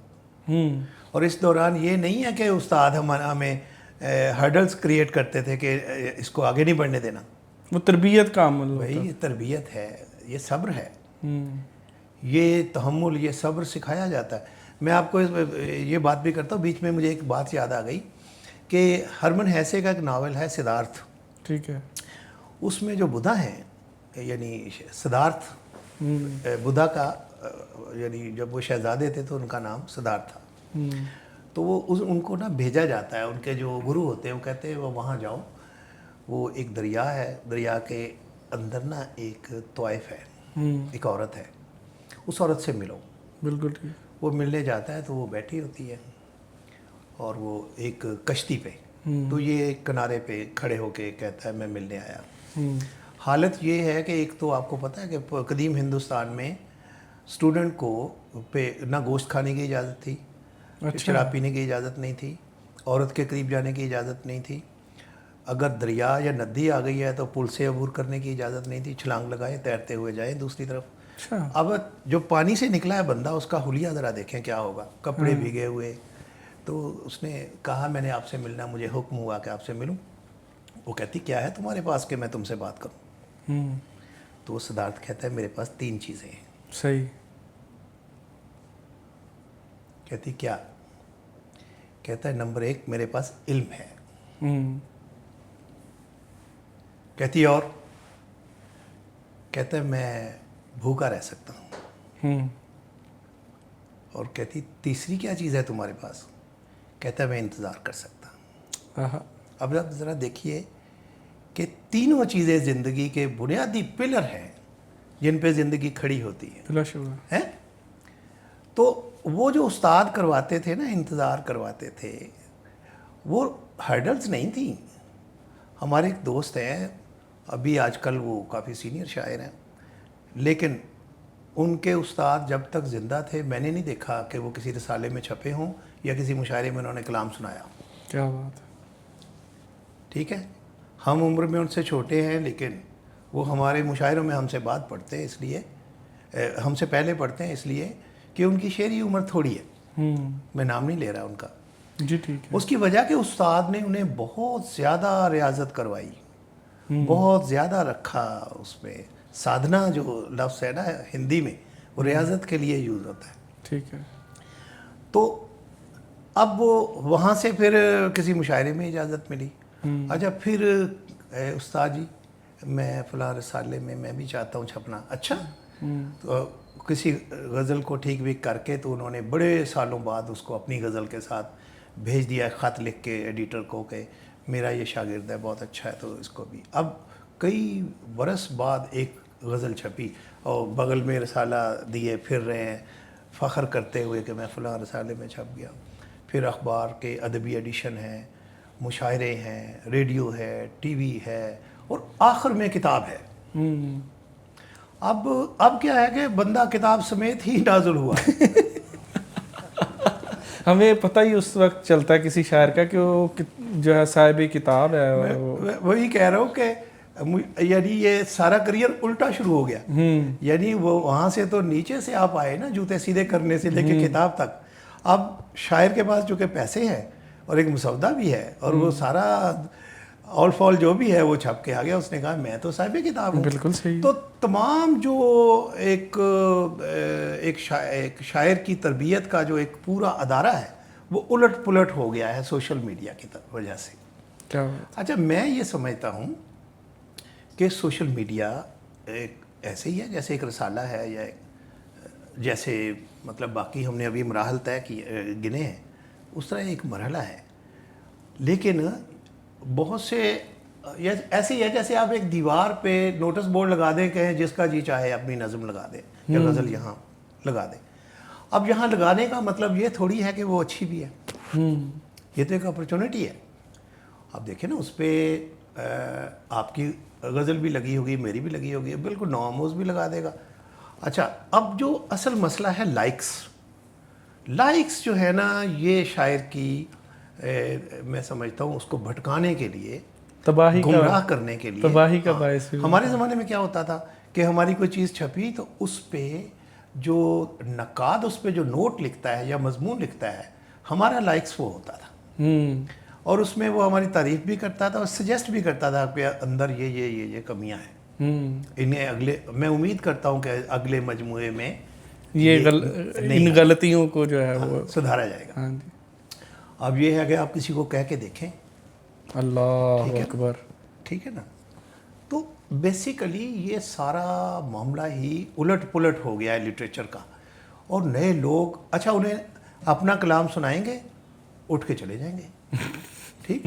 اچھا یا بیٹھے ہیں تو انہوں نے موبائل کھولے ہوئے ہیں اور لائیو ہو گئے ہیں وہیں سے. اچھا ہمارے زمانے میں کیا ہوتا تھا کہ آپ نے سب سے پہلے پڑھنا ہے اور آخری شاعر کو سننے تک آپ بیٹھے ہوئے ہیں. اچھا بیٹھے نہیں ہیں, آپ نے داد بھی دینی ہے. اچھا یہاں یہ ہے کہ نہ تو آپ بیٹھتے ہیں, بیٹھ جائیں تو آپ داد نہیں دیتے. اس کی وجہ کہ یہ سکھایا ہی نہیں گیا, کوئی تربیت کا کوئی ادارہ نہیں, بس لائکس ہیں. اور لائکس جو ہے وہ اللہ معاف کرے اس کی تو وجہ صرف شاعری نہیں ہوتی, لائکس کی وجہ تو اس کے اور بھی بہت کچھ ہوتے ہیں. اگر آپ کسی وجہ سے, میں خواتین کا بڑا احترام کرتا ہوں, میں فیمنسٹ ہوں ایسے بنیادی طور پہ, لیکن آپ اوٹ پٹانگ کوئی چیز لگا دیں, آپ خاتون ہیں, بلکہ بہت سے لوگ خاتون بن کے لگا دیتے ہیں تو بڑی انہیں داد مل جاتی ہے. لیکن میں عورتوں کی بڑی عزت کرتا ہوں, لیکن مطلب یہ ہے کہ ایک جو پروسیس ہے اس سے گزرنا چاہیے. یہ اصل میں پاپولر لٹریچر ہے بنیادی طور پہ, اگرچہ وہاں سوشل میڈیا پہ بڑے بڑے شاعر بھی بیٹھے ہوئے ہیں, لیکن یہ پاپولر لٹریچر کا ایک مسئلہ ہوتا ہے کہ وہ آپ کے اندر کوئی تحریک پیدا نہیں کرتا, آپ کے اندر کوئی اضطراب پیدا نہیں کرتا. بالکل. آپ کو کوئی ایکسپیریمنٹ نہیں کرنے دیتا پاپولر لٹریچر. وہ یہی ہوتا ہے کہ طلب کو رسد بھیجنی ہے, لوگ اس طرح کا شعر سننا چاہتے ہیں, اس طرح کا شعر آپ سنا رہے ہیں. اور شاعر کا کام یہ نہیں ہے, شاعر کا کام ہے رہنمائی, شاعر کا کام ہے قیادت, شاعر کا کام ہے سوسائٹی کو بنانا. بالکل ٹھیک ہے نا. آپ کو اپنا کردار ہی نہیں پتا آپ کا, یعنی آپ کو رب کا شکر ادا کر بھائی جس نے ہماری گائے بنائی. یہ جو کام کر لے وہ شاعر ہے. ڈبے میں ڈبہ ڈبے میں کیک. پورا سنائے. ہمارا کیف لاکھوں میں ایک. ٹھیک ہے نا. اب ایک نشہ ہے جو شاعری کے نام پہ دیا جا رہا ہے. شاعر کا کام پبلک کی سطح پہ اتر کے شعر کہنا نہیں ہے. شاعر کا کام ہے انگلی پکڑ کے اپنی سطح پہ لے کے آنا. بالکل ٹھیک. یہاں سے دنیا کو دیکھو. بالکل یہ ہے وہ زاویہ. تو جب آپ کمپرومائز کر کے شاعری کریں گے اور آپ کی دنیا مشاعرے سے آگے نہیں ہے کہ آپ سمجھتے ہیں بس مشاعرے پڑھنے ہیں پیسے کمانے ہیں. بھائی ابھی میں آپ کو رستے میں یہ بات کہتا ہوا آ رہا تھا, جس طرح انسان کی ایک مرنے کے بعد ایک آخرت ہوتی ہے نا, اس میں دیکھا جاتا ہے کہ کیا لایا ہے ساتھ. اسی طرح جب ادیب مرتا ہے تو اس کی ایک ادبی آخرت بھی ہوتی ہے. کیا بات ہے. ایک تخلیقی آخرت بھی ہوتی ہے. یہ نہیں وہاں پوچھا جائے گا کہ 200 مشاعرے پڑھے اور اتنی کانفرنسیں اٹینڈ کی اور اتنے فیسٹیول میں گفتگو کی. یہ کوئی نہیں پوچھے گا. دیکھیں گے کہ آپ کے پیچھے تخلیقی یا شعری سرمایہ کتنا ہے. بالکل ٹھیک ہے. تو بہرحال میں اس کے خلاف نہیں ہوں. سوشل میڈیا کے اچھے شاعر بھی موجود ہیں. نئے لوگوں میں ایسے لوگ بھی ہیں جن میں سپارک ہے, جن میں ٹیلنٹ ہے. لیکن صرف ٹیلنٹ کچھ نہیں ہوتا. کچھ ادب کے جو کچھ ضابطے ہیں یا جو قانون ہیں, جو روایتیں ہیں. دیکھیے آپ دوسروں کو سنتے ہی نہیں, اٹھ کے چلے جاتے. آپ ٹی ایس ایلیٹ کا ایک بہت اچھا جملہ, وہ کہتے ہیں کہ 25 سال کی عمر تک نا آپ کچھ بھی نہ پڑھیں تو آپ بہت عمدہ شاعری کر سکتے ہیں. یعنی اپنے اندر کے ٹیلنٹ پہ, وہ مشاہدہ جو آپ کرتے آ رہے, وہ مطالعہ جو آپ نے کیا. لیکن کہتے ہیں اگر اس کے بعد بھی شاعری جاری رکھنی ہے نا تو پھر آپ کو باقی اساتذہ کو ارد گرد کیا ہو رہا ہے وہ پڑھنا پڑے گا. ٹھیک ہے نا. اگر آپ ان کو نہیں پڑھیں گے, دیکھیں نا کلاسکس نہیں پڑھا, جس آدمی نے کلاسکس نہیں پڑھا اور وہ سمجھتا ہے کہ میں بہت اچھے شعر کہہ رہا ہوں, بھئی کتنی دیر پھر آپ دہرانا شروع کر دیں گے اپنے آپ کو. کلاسکس پڑھنے کا مطلب ہے کہ آپ اس روایت سے تو آگاہ ہوں کہ آپ جو کام کر رہے ہیں اس کے پیچھے کیا روایت ہے اس کام کی. بالکل ٹھیک. اور اس کا کلاسکس پڑھنے کا ایک فائدہ یہ بھی ہوتا ہے کہ کیا نہیں کہنا, کیا کہا جا چکا ہے اور ہم نے نہیں کیا نہیں کہنا. ٹھیک ہے نا. بالکل. تو جب آپ ادبی روایت کو آپ ایک متن تخلیق کر رہے ہیں, لیکن آپ دیگر جو متون ہیں آپ کو ان کا پتہ چلے وہ پہلے کئی بارہا دفعہ اور اچھے طریقے سے اچھے پیراہے میں کہی گئی. دیکھیے کتنے شاعر ہیں جو میرے شعروں کو دہرا رہے ہیں, آپ کے شعروں کو یقیناً. ٹھیک ہے نا. اور پھر وہ لڑتے ہیں ہم سے. ابھی وہ جو میرا شعر تھا, مجھ سے لڑتا ہے وہ ہر بار گلی کوچوں میں, جنگ لڑنے میرا سالار کہاں جاتا ہے. اب وہ اسی طرح کا اس نے گھڑ لیا ایک بچے نے کہ وہ مرشد ہمیں تو ان سے لڑنے سے فرصت نہیں ملی, اور بعد میں کسی نے کہا تو اس نے کہا یہ شعر تو میرا ہے. ٹھیک ہے. اچھا ابھی ایک پنجابی کے شاعر ہیں, پتہ نہیں کیا انور مصطفیٰ یا مصطفیٰ انور کیا نام تھا ان کا. وہ میں نے نوجوانی کے دنوں میں شعر کہا تھا, چلو چلتے ہیں اور سورج میں دروازہ لگاتے ہیں کہ کتنی روشنی باقی ہے اندازہ لگاتے ہیں. یہ شعر میری پہچان بنا تھا 9 عمری کے دنوں میں. ٹھیک. انہوں نے اس کو بالکل پنجابی کا بنا لیا, اور ایک جگہ بڑی داد مل رہی تھی تو فیس بک پہ تو کسی نے کہا یہ تو جواز جعفری کا شعر ہے. انہوں نے کہا جواز جعفری کون ہوتا ہے, یہ تو میرا شعر ہے. جب آپ اچھا یہ میں کیا کہہ رہا ہوں, بھلا اپنا ذکر میں بیچ میں معذرت لے آیا ہوں, لیکن میں بتانا یہ چاہتا ہوں جب تک آپ ادب کی روایت سے جڑے ہوئے نہیں ہیں, پہلے جو لکھا جا چکا اس کو نہیں دیکھا آپ نے, تو آپ تو معصوم ہے نا, آپ نے کچھ پڑھا ہی نہیں تو آپ کہیں گے میرا ہی ہے. بالکل ٹھیک ہے. تو یہ بڑی خرابیاں بھی ہیں اس میں. بہرحال سوشل میڈیا سے یہ ہوا ہے, کچھ فائدے بھی ہوئے ہیں کہ شاعری سے لوگوں کی محبت بڑی ہے. بالکل. لیکن اچھی شاعری سے نہیں, ادنا شاعری سے. ٹھیک ہو گیا سر. رب کا شکر ادا کر بھائی والی شاعری سے نا. تو بہرحال یہ ایک اچھا میڈیا, اس پہ آنا چاہیے, اچھے شاعروں کو بھی چھپنا چاہیے.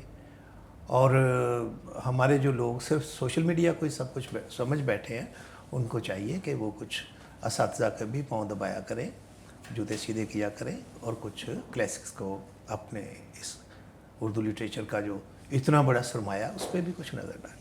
بہت شکریہ سر. میں چاہوں گا کہ ہمیں کچھ آپ عنایت کریں اپنے کلام میں سے، اور خاص طور پر میری وہ پسندیدہ نظم ضرور آپ پیش کیجئے.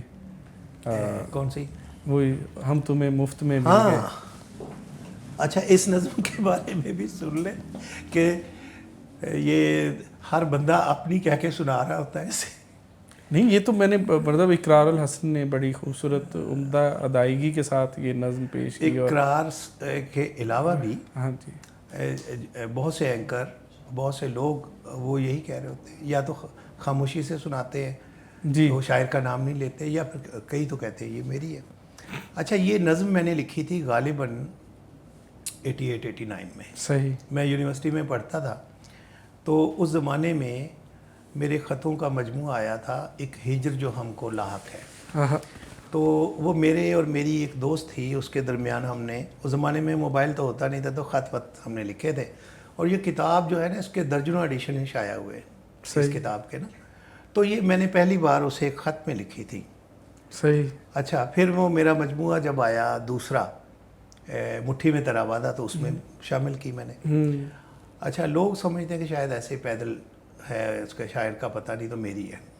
اچھا، اور تو یہ بھی بڑا مسئلہ ہے نا. لیکن اب سوشل میڈیا سے اتنی صورت موجود ہے، اور آپ کے کہہ لیں کہ بائی فیس آپ پڑھتے ہوئے ہمیں نظر آتے ہیں سوشل میڈیا کے اوپر. تو میرا خیال ہے کسی حد تک یہ جو ہے اس کا ازالہ ہوا ہے اس بات کا. تو اب دوبارہ ہمیں عنایت کریں گے تو میں، بلکہ اس میں نجم فیلوز کا کافی حصہ ہے، کیونکہ پہلے بھی میں ایک بار آیا تو آپ نے خاص طور پہ یہ نظم سنی. جی بالکل، اور پھر کافی وائرل ہو گئی. بالکل. تو شکریہ. بہرحال ایک مرحلہ آتا ہے جب آپ کی چیز جو ہے نا وہ آپ کی نہیں رہتی، سب کی ہو جاتی ہے. جیسے فیض صاحب کی نظم تھی نا، مجھ سے پہلی سی محبت میرے محبوب نہ مانگ، تو انہوں نے کہا تھا یہ اب نور جہان کی ہے. تو ٹھیک ہے.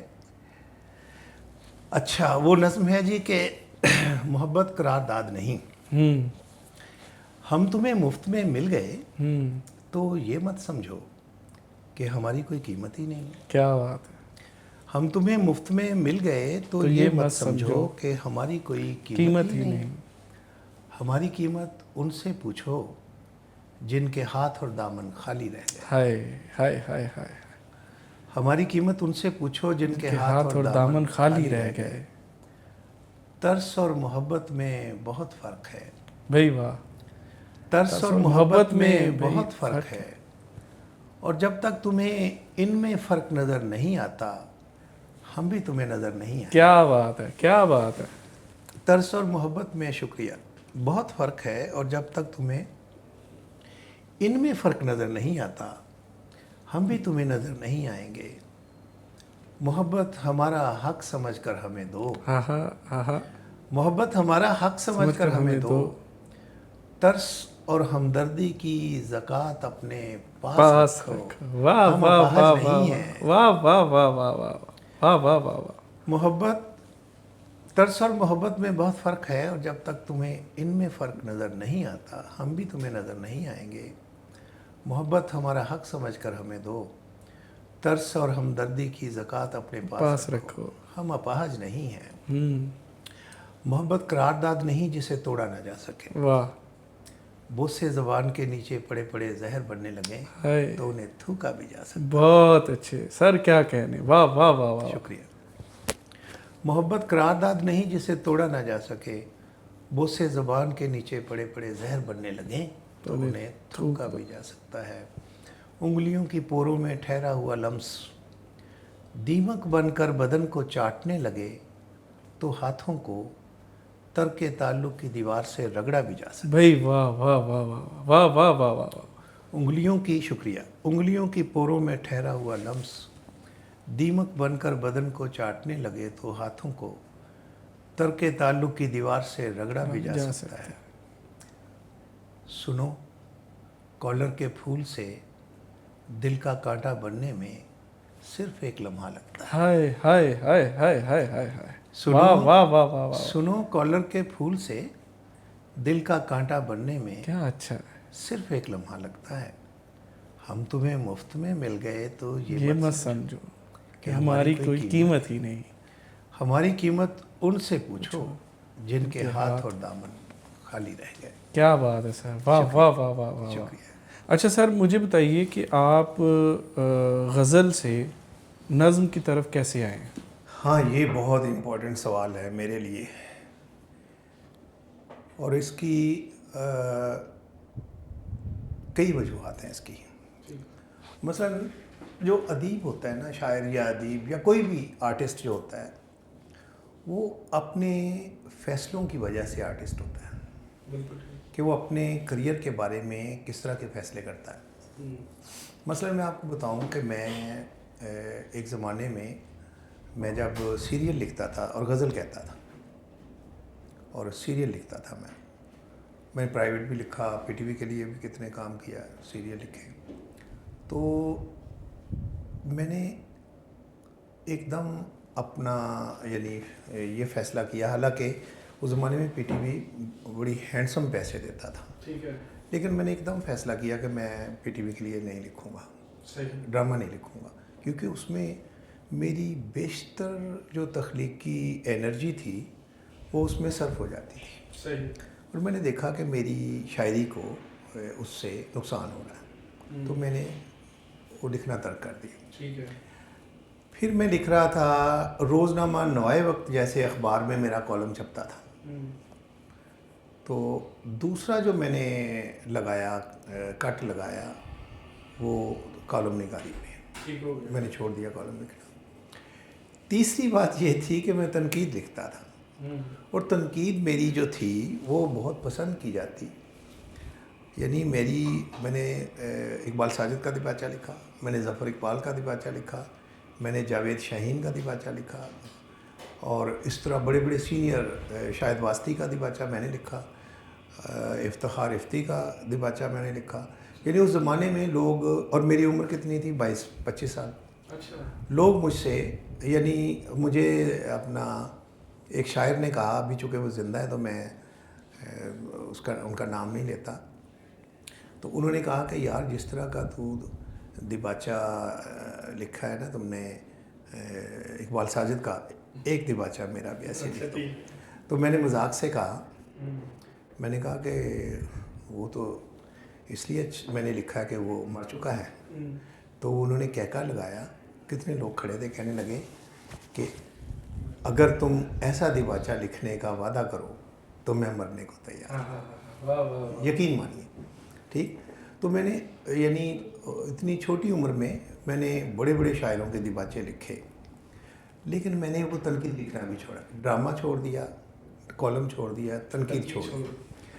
अच्छा, फिर अभी तक मैं यानी मुस्तरिब था, अभी तक मैं फ़ैसला नहीं कर पा रहा था कि मैं फाइनली क्या करने वाला हूँ। मेरी गज़ल पे तकरीबन 50-60 आर्टिकल हैं जो बड़े बड़े नाक़दीन ने लिखे हैं, लेकिन और बड़ी उन्होंने उस गज़ल की तारीफ़ की है, और बड़ा मेरा एक इनफरादी रंग या असलूब जो है उसकी तारीफ़ें की गई हैं, लेकिन मैंने उस गज़ल को भी लिखना छोड़ा या उसमें बहुत कमी कर दी। बिल्कुल ठीक है। अच्छा, गीत वीत मैं लिखता था टेलीविज़न के लिए, रेडियो के लिए, वो भी लिखना मैंने छोड़ दिए।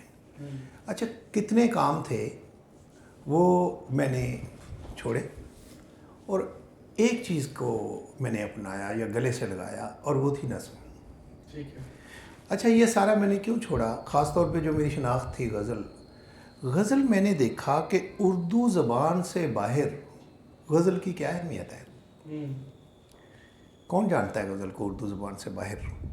उसके मुकाबले में जो नज़्म है, नज़्म को आप, अच्छा फिर गज़ल ट्रांसलेट नहीं हो सकती, अगर होगी तो बहुत आला हुनर रखने वाला आदमी शायद गज़ल को अंग्रेज़ी में या किसी ज़बान में करे, लेकिन आम तौर पे उसका आइडिया ही जाता है, उसके साथ ज़बान की जो सनतकारी है या उसकी सन्नाई है वो तो साथ नहीं जाती।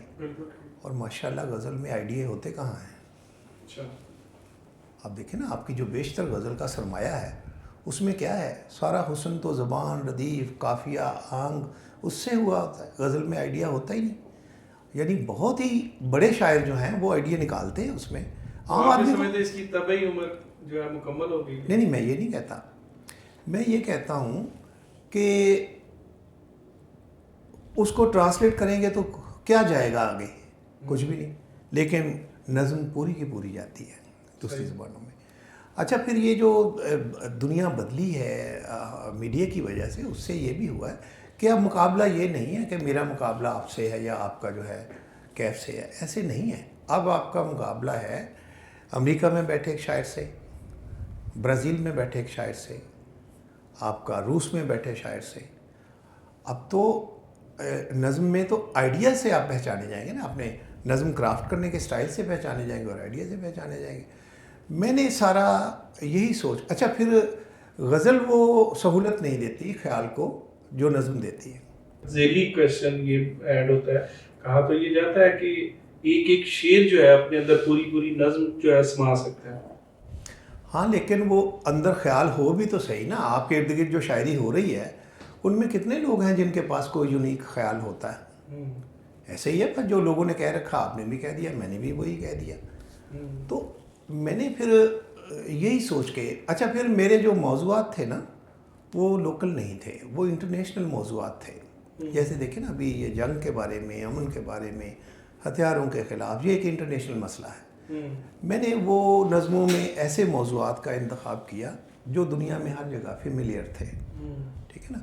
ہم دیکھیے یورپ میں تو آپ کہیں کہ میں محبوب تمہیں ایک خط پہنچانے کے لیے 15 دن سے انتظار کر رہا ہوں، تو یورپ کا بچہ نوجوان تو ہنس پڑے گا نا کہ یہ کون سا ملک ہے جہاں پہ ایک عورت سے رابطے کے لیے تو وہ نوجوان یہی کہے گا نا بھی فون کر لو.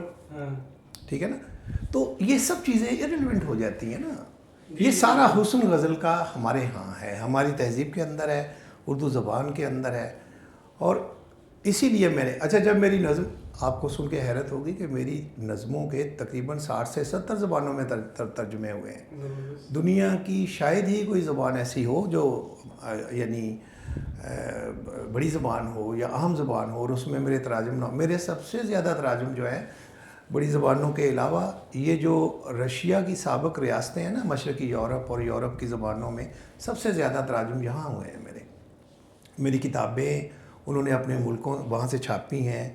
دنیا کی بڑی بڑی جو انتھالوجیز ہوتی ہیں، جو انتخابات شعری، ان میں میری یہ جو غزلیں میری نظمیں اس میں شامل ہوتی ہیں. پھر انہوں نے میری جنگ مخالف نظموں کی وجہ سے انہوں نے جنگ مخالف لٹریچر تخلیق کیا ہے. پھر دنیا کی بڑی بڑی جو ویب سائٹس ہیں وہاں دیکھیں کہ میری نظمیں آویزہ ہے. اچھا جو ڈیجیٹل سٹور ہیں وہاں پہ یہ جو میری کتاب ہے rest in the clutches of death, یعنی جو میری اردو میں اس کا نام ہے موت کا ہاتھ کلائی پر ہے، تو وہ وہاں سے چھپتی بھی ہے، بکتی بھی ہے. میری تقریباً 5 کتابیں امیزون بیچتا ہے، اس وقت بھی بیچ رہا ہے. ٹھیک ہے نا. امریکہ کے بڑے بڑے سٹورز پہ میری کتابیں بک رہی ہیں. اس کی وجہ وہی تھی کہ اگر میں غزل کہہ رہا ہوتا تو میں اپنے اس محدود دائرے سے باہر نہیں نکل سکتا تھا.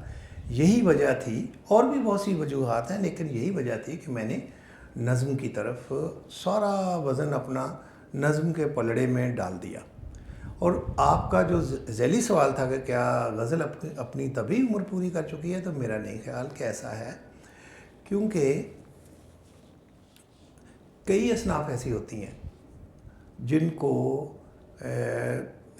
بڑے شاعر آغاز میں ہی مل جاتے ہیں، جیسے غزل کو مل گئے. غزل کو دیکھیں نا آغاز میں ہی میر مل گیا، اور وقفے وقفے سے دیکھیں غالب، اقبال اور اس طرح کے کتنے شاعر مل گئے اس کو. اچھا بعض جو اصناف ہوتی ہیں ان کو دیر سے ملتے ہیں یا ملتے ہی نہیں. اگر ان میں بڑی شاعری نہیں ہو رہی تو وہ مرنا شروع ہو جاتی ہیں. جیسے دیکھیں نا کتنی چیزیں، اب کیا قصیدہ کوئی لکھ رہا ہے، مثنوی کوئی لکھ رہا ہے، ربائی بہت کم ہو گئی، ربائی کم ہو گئی، بہت سی چیزیں کم ہو جاتی ہیں. تو جب تک کوئی صنف سخن موجود ہوتی ہے نا تو اس بات کا یہ امکان رہتا ہے کہ کسی وقت بھی کوئی شاعر پیدا ہو کے یا سامنے آ کے اس کو آسمان کی بلندیوں پہ لے جائے گا. وہ غزل ویسے بھی اپنی سخت جانی کی وجہ سے مشہور ہے. جتنی مخالفت غزل کی ہوئی ہے یا اس پہ حملے ہوئے ہیں غزل پہ، کسی ویسے تو نظم کا بھی بہت مذاق اڑایا گیا تھا، پیروڈیاں ہوئیں، یعنی راشد کی بھی اور اس کی نظموں کی بھی.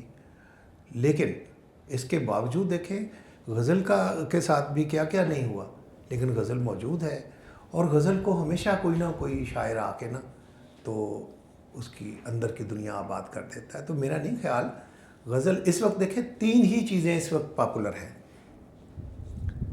اس وقت جو سب سے زیادہ پسند کی جا رہی ہے جو صنف سخن وہ غزل ہے, اس کے بعد نظم ہے, اور تیسرے نمبر پہ ناول ہے. اردو ادب میں جو اصناف ہیں ان میں یہ ٹاپ پہ ہیں 3 آج بھی. اب کوئی نہ کوئی جو بہت رطب و یابس بہت زیادہ ہے غزل کے اندر, لیکن آپ ایک کڑا انتخاب کریں گے تو اچھے اشعار نکل آئیں گے.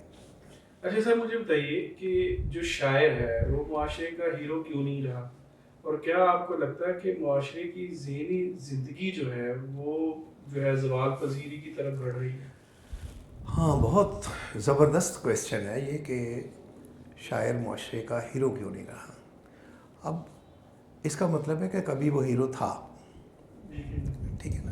اس کی ہے نا وہ اسٹارٹ اپ سے کہ وہ باقاعدہ فلسفے تھے اس کے اندر, شاعری سے لوگ جو ہے وہ تشہیر کرتے تھے یہ ساری چیزیں.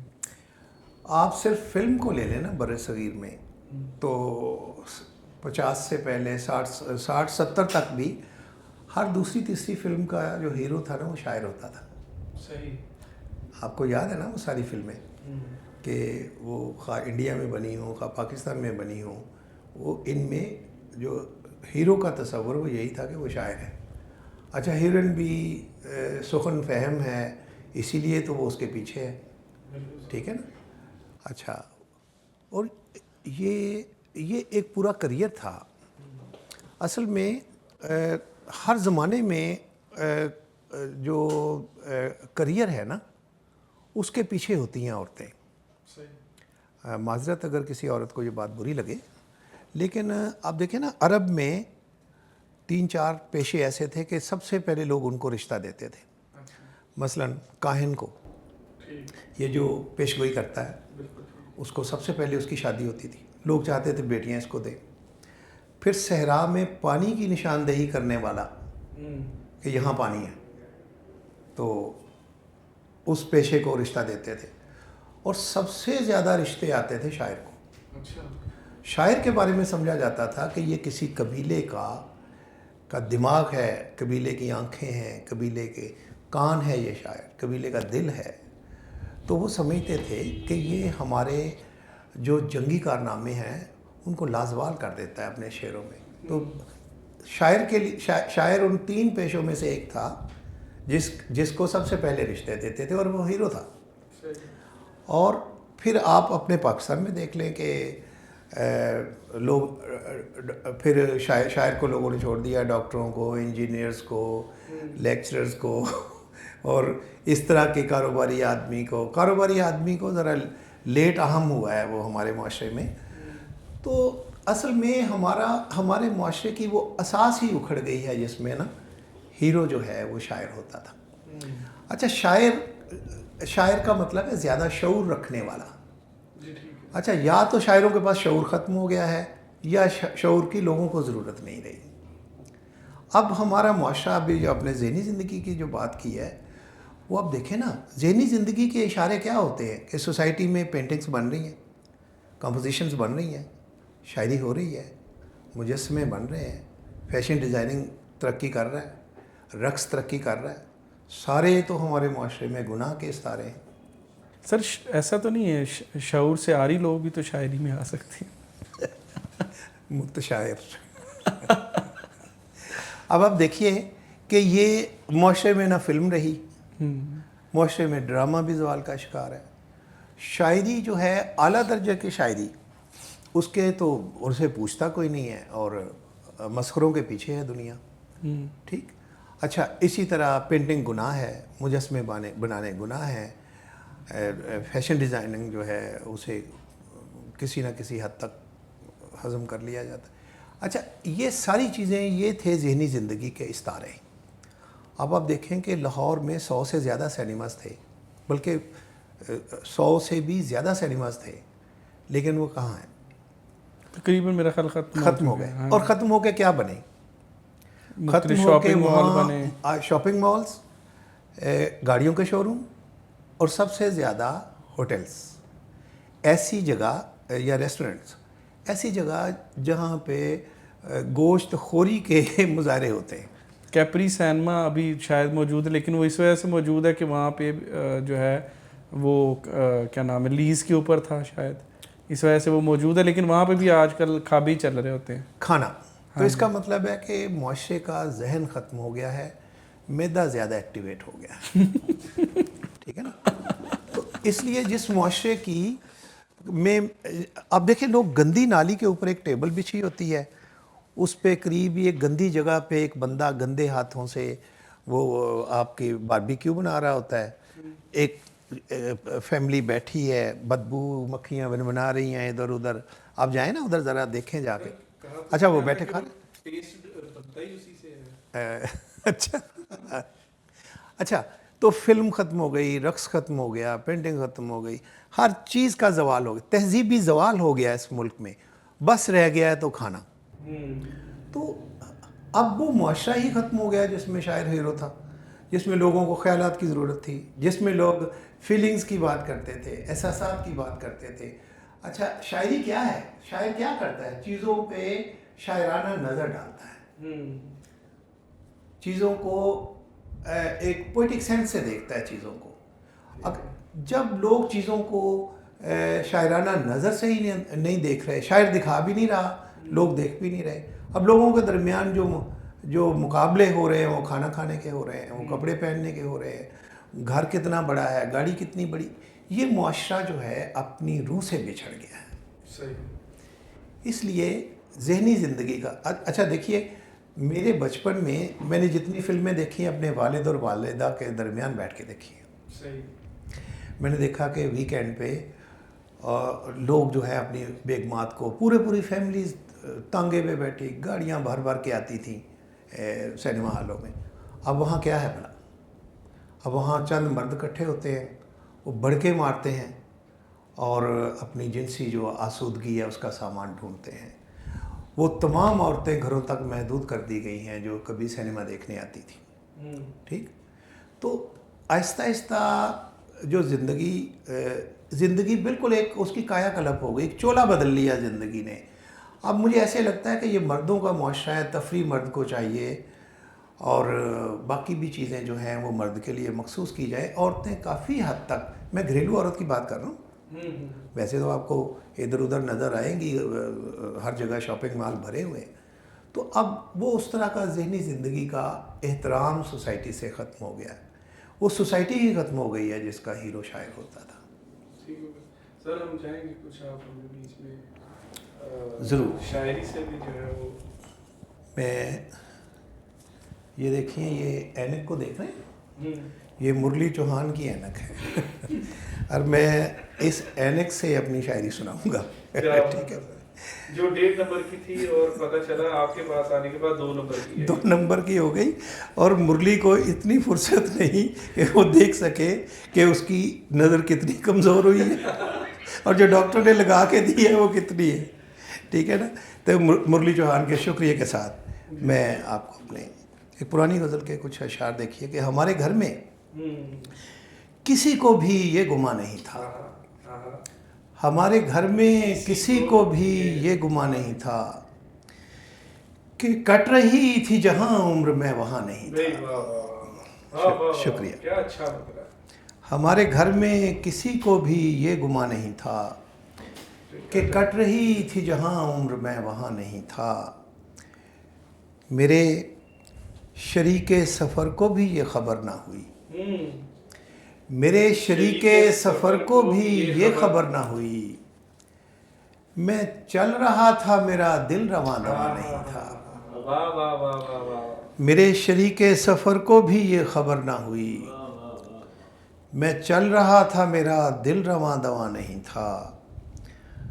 تمام عمر میری ہڈیاں جلاتی رہی، تمام عمر میری ہڈیاں جلاتی رہی. ایک ایسی آگ کہ جس کا کوئی دھواں نہیں تھا. تمام عمر میری ہڈیاں جلاتی رہی، ایک ایسی آگ کہ جس کا کوئی دھواں نہیں تھا. نہ کھل سکے سرے شاخ فراق وصل کے پھول، نہ کھل سکے سرے شاخ فراق وصل کے پھول، کہ کوئی یار تیرے میرے درمیان نہیں تھا۔ شکریہ۔ نہ کھل سکے سرے شاخ فراق وصل کے پھول، کہ کوئی یار تیرے میرے درمیان نہیں تھا، تمام عمر جو اندر کے رخ پہ تازہ رہا، تمام عمر جو اندر کے رخ پہ تازہ رہا، وہ ایک زخم کسی آنکھ پر آیا نہیں تھا۔ کیا بات ہے، کیا بات ہے۔ تمام عمر جو اندر کے رخ پہ تازہ رہا، وہ ایک زخم کسی آنکھ پر آیا نہیں تھا۔ تمام ہو گئی جب عمر رائے گاں تو کھلا، تمام ہو گئی جب عمر رائے گاں تو کھلا، جواز جعفری یہ تو میرا جہاں نہیں تھا۔ تمام ہو گئی جب عمر رائے گاں تو کھلا، جواز جعفری یہ تو میرا جہاں نہیں تھا۔ ہمارے گھر میں کسی کو بھی یہ گمان نہیں تھا کہ کٹ رہی تھی جہاں عمر میں وہاں نہیں تھا۔ کیا بات، شکریہ۔ بہت اچھے۔ اچھا سر، آپ کو لوگ ایک شاعر کے طور پہ جانتے ہیں، ادیب کے طور پہ جانتے ہیں، لیکن شاید وہ سے کم لوگوں کو یہ معلوم ہو کہ آپ کا ایجوکیشن کے شعبے سے تعلق ہے، اور ابھی آپ ریٹائر ہوئے ہیں۔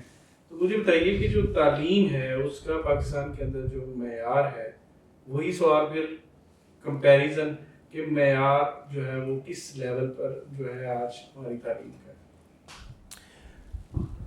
اس پہ ہم تھوڑا سا ٹچ کیا ہم نے اس سے پہلے، کہ اصل میں تعلیم ہوتی ہے کہ تعلیمی ادارہ اس سوال پہ غور کر رہا ہو کہ ہم کس قسم کا انسان تشکیل دے رہے ہیں۔ ٹھیک ہے۔ یعنی ایک ادارہ ہے، اس کی ایکڑوں میں، یعنی اس کی زمین ہے، اس پہ بلڈنگز ہیں، اس نے سٹاف رکھا ہے، اس نے اساتذہ رکھے ہیں، لیکن سارا کچھ کھڑا کر لیا انہوں نے، یہ نہیں معلوم کہ وہ معاشرہ کس طرح کا معاشرہ تشکیل کرنا چاہتے ہیں، کس طرح کا انسان بنانا چاہتے ہیں۔ ٹھیک، انسان بنانے کا جو سوال ہے نا، یہ ویسے ہزاروں سبجیکٹ ہیں، لیکن صرف 3 سبجیکٹ ہیں جن کو یہ دعویٰ ہے کہ ہم ایک انسان تشکیل دیں گے۔ صحیح۔ اس میں پہلا جو سبجیکٹ ہے وہ دینیات ہے، ٹھیک ہے، یا اسلامیات۔ اس کا دعویٰ ہے کہ ہم اس طرح کا انسان بنائیں گے۔ ٹھیک ہے۔ دوسرا سبجیکٹ ہے سائیکولوجی، صحیح۔ وہ چاہتی کہ اس طرح کا انسان ہو۔ تیسرا دعویٰ صرف لٹریچر کا ہے کہ وہ چاہتے ہیں کہ ہم انسان اس طرح کا انسان تشکیل دیں گے۔ ٹھیک ہے۔ اب دیکھیں، جو مذہبی انسان ہے وہ آپ کے لیے قابل قبول ہے، میرے لیے نہیں، اپنے فرقہ وارانہ خیالات کی وجہ سے، ٹھیک ہے، اپنے ایک مخصوص دائرے کی وجہ سے۔ اچھا، ایک فرقے کا آدمی جو آپ کے لیے قبول نہیں، آپ کو دوسرا قبول نہیں۔ اچھا چلو فرقے سے باہر نکلیں تو ایک دوسرے مذہب میں وہ قابل قبول نہیں، اس کا آدمی ان کے لیے قابل قبول نہیں۔ یہ جو یعنی دینیات جو انسان تیار کرتی ہے وہی کہیں قابل قبول ہے، کہیں نہیں۔ بالکل ٹھیک۔ لیکن جو لٹریچر آدمی تیار کرتا ہے وہ دنیا کی ہر تہذیب میں قابل قبول ہوتا ہے۔ بالکل ٹھیک۔ اس لیے کہ اسے سکھایا جاتا ہے، نہ اس کی تربیت رنگ کی بنیاد پہ ہوتی، نہ نسل کی بنیاد پہ، نہ اس کی کسی عقیدے کی بنیاد پہ ہوتی ہے۔ اس کی ایک آزاد انسان کے طور پہ ہم اس کو تشکیل دیتے ہیں کہ جو ہر جگہ قابل قبول ہو، ایسا انسان جو تعصبات سے بالاتر ہو۔ دیکھیے کیسی مزے کی بات ہے کہ ادیب کے تعصبات ہو سکتے ہیں، ادب کے تعصبات نہیں ہوتے۔ بالکل ٹھیک۔ ادب تعصبات کی نفی کرتا ہے، ادب دائروں کی نفی کرتا ہے۔ اچھا ایک مزے کی بات اور بتاؤں کہ ہر علم کا ایک دائرہ ہے، یہ میتھ کا دائرہ ہے، یہ فزکس کا ہے، یہ کیمسٹری کا ہے، یہ مذہب کا ہے، یہ اسلامیات کا ہے، یہ اچھا ایک دائرہ اسلامیات کے بندے سے آپ ہسٹری کا سوال کریں، وہ کہتا ہے نہیں یہ میرا تو ایریا نہیں ہے۔ یہ میتھ کے پروفیسر پہ جا کے لٹریچر کا سوال کر دیں، وہ کہے گا نہیں میری دنیا یہ نہیں ہے، یہ اس سے پوچھیں۔ کوئی ہر بندے نے ایک دائرہ کھینچ لیا، لیکن لٹریچر کے آدمی کے پاس، لٹریچر کے پاس ایک لائسنس ہے، وہ جہاں سے جی چاہے کسی دائرے کو توڑ کے اس میں داخل ہو جاتا ہے اور جہاں سے چاہے باہر نکل جاتا ہے. یہ لٹریچر کا تعلق دائروں سے نہیں ہے، زندگی سے ہے، پوری زندگی سے. تو ہمارے ہاں یعنی بنیادی تو دعویٰ ہے کہ انسان کیسا بنایا جائے، جبکہ یہاں جو ہمارے تعلیمی ادارے ہیں انہیں پیسے بٹورنے سے آگے انہیں کوئی کام نہیں ہے. ان کا کام صرف اتنا ہے کہ کسی طرح پیسے ان سے، فیسیں ان سے لے لی جائیں، اور اس کے بعد تعلیم کیا ہوتی ہے، تصور انسان کیا ہوتا ہے، مقاصد کیا ہے. اچھا دیکھیے، تعلیم 3 افراد کے گرد گھومتی ہے تعلیم. یعنی اس میں ایک اسٹوڈنٹ ہے، ایک استاد ہے اور ایک والدین جو ہمارے ہاں انویسٹر ہوتے ہیں، ٹھیک. اور ایک چوتھا بھی ہے زبردستی کا فریق، اور وہ ہے اسٹیٹ. ٹھیک ہے نا. اب آپ دیکھیں کہ آپ جو انسان بنا رہے ہیں وہ اس انسان کو بھی قبول ہو، انویسٹر کو بھی قبول ہو، بنانے والے استاد کو بھی قبول ہو، اور اسٹیٹ کہتی ہے کہ میرے بھی مقاصد پورے کرتا ہو. اب آپ دیکھیں نا کہ اور وہ یہ کام کس سے کیا جاتا ہے؟ یہ سلیبس کی مدد سے کیا جاتا ہے. سلیبس ایسا ہو جو چاروں فریقوں کی توقعات پہ پورا اترتا ہو. ٹھیک ہے نا. اگر آپ تعلیم خرید رہے ہیں اپنے پیسوں سے تو اسٹیٹ کو بیچ میں سے نکال دینا چاہیے. اس کا کیا خرچ ہو رہا ہے؟ تعلیم آپ نے دکان کی طرح جا کے ہٹی سے یا دکان سے آپ نے خرید لی، اسٹیٹ کون ہوتی ہے؟ ٹھیک ہے نا. لیکن سلیبس اس طرح تیار کیا جاتا ہے، مثلاً آپ سے پوچھا جائے کہ محمود غزنوی کون ہے، تو کشمیر سے لے کے سندھ کے آخری گاؤں تک ایک ہی طرح بچے بیہیو کریں کہ وہ ہمارا ہیرو ہے. آپ وہاں کہیں کہ آپ کہیں وہ تو لٹیرا ہے، تو لوگ آپ کو پتھر مارنے آ جائیں گے. تو اس کا مطلب سلیبس نے کیا کام کیا؟ ایک طرح کا ذہن سازی کی، ایک طرح کا انسان. ٹھیک ہے نا. اس کا مطلب خرابی کہاں ہے؟ خرابی تو سلیبس میں ہے کہ آپ کیسے کیسے لوگوں کو آپ نے ہیروز بنا کے پیش کیا ہوا ہے. اب آپ دیکھیے کہ پسماندہ بیمار سوچیں، وہ جو فلسفے بیمار ہو گئے، وہ جو مسترد ہو گئے، وہ جو پٹ گئے خیالات، وہ سارے آپ کے سلیبس میں ڈال دیے جاتے ہیں. دنیا کہیں جا رہی ہوتی ہے اور ہم وہ سلیبس پڑھ کے جب باہر نکلتے ہیں تو ایک بے مقصد بھٹکا ہوا آدمی، گمراہ آدمی، جیسے نہ رستے کا معلوم، نہ اس کو پتا میں کون ہوں. یہاں سے وہ سارا سلیبس اس کا ستیہ ناش کر کے رکھ دیتا ہے اس آدمی کا. یونیورسٹیوں کے اینڈ پہ تو ان کی جیب گرم ہو جاتی ہے، وہ پیسہ دولت بھی اکٹھی کر لیتے ہیں، لیکن اس تعلیم کا کوئی مقصد نہیں. نہ وہ آدمی اچھا 4 دیواری سے باہر نکل کے، تعلیمی ادارے کی 4 دیواری سے باہر جب بندہ نکلتا ہے تو جو کچھ پڑھا ہوتا ہے اس کا زندگی سے کوئی تعلق ہی نہیں ہوتا، اس کا پریکٹیکل پہلو کوئی نہیں ہوتا. تو اس لیے میں سمجھتا ہوں کہ آپ کو سب سے پہلے وہ سلیبس پڑھانا چاہیے کسی بھی سبجیکٹ میں، وہ سلیبس جو دنیا میں پڑھایا جا رہا ہے. مثلاً اردو میں یا فزکس میں اگر پوری دنیا میں کیا ڈیولپمنٹ ہوئی ہے آپ کے سلیبس میں ہونی چاہیے. اردو لٹریچر میں کیا کچھ ہے آپ کے ہاں دیکھا آپ نے؟ 2-3 چیزوں پہ غور ہوتا ہے. ساری غزلیں، نظمیں اس چیز کے گرد گھومتی ہیں کہ دنیا فنا ہے، فنا کی جگہ ہے، اور یہاں دل نہ لگاؤ اس سے، ہے نا. یہی پڑھایا گیا نا آپ کو. اور زیادہ تر اشعار کا تعلق موت سے ہوتا ہے، اگلی زندگی سے ہوتا ہے. وہ سارا سلیبس اس لیے بنایا جاتا ہے کہ آپ اس دنیا سے وابستہ ہونے کی کوشش ہی نہ کریں. یہ دنیا امراء کی ہے، اشرافیہ کی ہے، یہ ان کے لیے چھوڑ دیں. آپ کے لیے تمام اچھی چیزیں کسی اور زندگی میں رکھ دی گئی ہیں. تو یہ اس طرح کے جب جرنیلوں کی حکومتیں آتی ہیں، جب وہ یہاں مارشل لا لگاتے ہیں، تو وہ انسٹرکشنز آتی ہیں کہ اس طرح کے سلیبس بنائے جائیں. کیونکہ سب سے زیادہ دیکھیں فزکس نے کیا اثر انداز ہونا ہے، اور یہ کیمسٹری نے کیا اثر انداز تو ہوتا ہے لٹریچر. آپ کے فیلنگز، کیونکہ ہمارا معاملہ آپ کے فیلنگ سے ہوتا ہے نا، آپ کے جذبات سے، آپ کے خیالات سے ہم کر رہے ہوتے ہیں. تو جب آپ کو ہم موت سکھا رہے ہوتے ہیں، اسی لیے کہ وہ اوپر سے آرڈرز آتے ہیں کہ ان کو تصوف میں غرق کر دو، ان کو کسی اور دنیا کے خواب دکھاؤ جہاں ان کو صبر، شکر اور عجز اور اس طرح کی چیزیں سکھاؤ، ان کو جھکنا سکھاؤ. اس سے آپ اندازہ کر سکتے ہیں کہ اس طرح کا انسان تیار کرنے سے معاشرے کی ساری توانائی ضائع ہو جاتی ہے.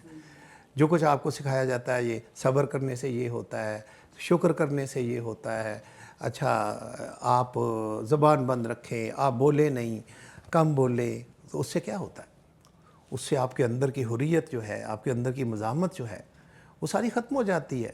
اور ایک آدمی جو ہے وہ بس یعنی ایک سمجھ لے گوشت پوشت کا ایک ڈھانچہ ہوتا ہے, اس کے اندر کا انسان تو سارا کمپرومائز ہو جاتا ہے. تو میں سمجھتا ہوں کہ اگر ہم کوئی تعلیم کے مقاصد تعلیمی اداروں کو طے کرنے چاہیے, اور تصور انسان پہ بہت زور دینا چاہیے کہ ہم کس قسم کا اسٹوڈنٹ تیار کر رہے ہیں, اور یہ جتنے بھی پہلے سے لوگ سلیبس بنا رہے ہیں ان سب کو سائڈ پہ کر کے کچھ نئے لوگوں کو, اچھا بچوں کو بھی شریک کرنا چاہیے اس کمیٹیوں میں, نوجوانوں کو بھی شریک کرنا چاہیے کہ وہ کیا چاہتے ہیں, ان کی آرزویں کیا ہیں. اب دیکھیے ایک بوڑھا پروفیسر اوپر بیٹھا سلیبس بنا رہا ہے, جس کی ٹانگیں قبر کے اندر ہیں, وہ موت سے متعلق اشعار وہ ڈال رہا ہے, ٹھیک ہے, اور عمر جینے کی شوق مرنے کا, وہ بچوں کو بھی سکھا رہے ہیں کہ تم بھی مر جاؤ, تم بھی دنیا سے ترک سے تعلق کر کے تم بھی خواجہ درد بن جاؤ. تو میں سمجھتا ہوں ہاں, تو سکون ہی تو چاہتے ہیں, اضطراب تو چاہتی نہیں سوسائٹی. تو ایسے خیالات پڑھائے جاتے ہیں جو سوسائٹی کے لیے یعنی ایک ایسے سانپ کی طرح جس کا ڈنگ نکال دیا جائے. احباب گرامی, آپ نے ڈاکٹر جواز جعفری صاحب کو سنا. بہت سے اہم پہلوؤں اور موضوعات کا اس کے اندر احاطہ کیا گیا اور اس پہ سیر حاصل گفتگو ہوئی, اور یقیناً بہت سارے موضوعات ابھی جو ہے میں سمجھتا ہوں ان کے اوپر گفتگو ہونا باقی ہے. تو ہم آئندہ کسی نشست میں ان کو دوبارہ زحمت دیں گے, اور اس دوران اگر آپ کو لگتا ہے کہ کوئی ایسے سوالات ہیں آپ کی جانب سے تو آپ ہمیں کمنٹ کے اندر جو ہے وہ دے سکتے ہیں, ہم آئندہ نشست کے اندر ان کو شامل کر لیں گے. اپنا بہت سارا خیال رکھیے گا, اجازت دیجیے, السلام علیکم.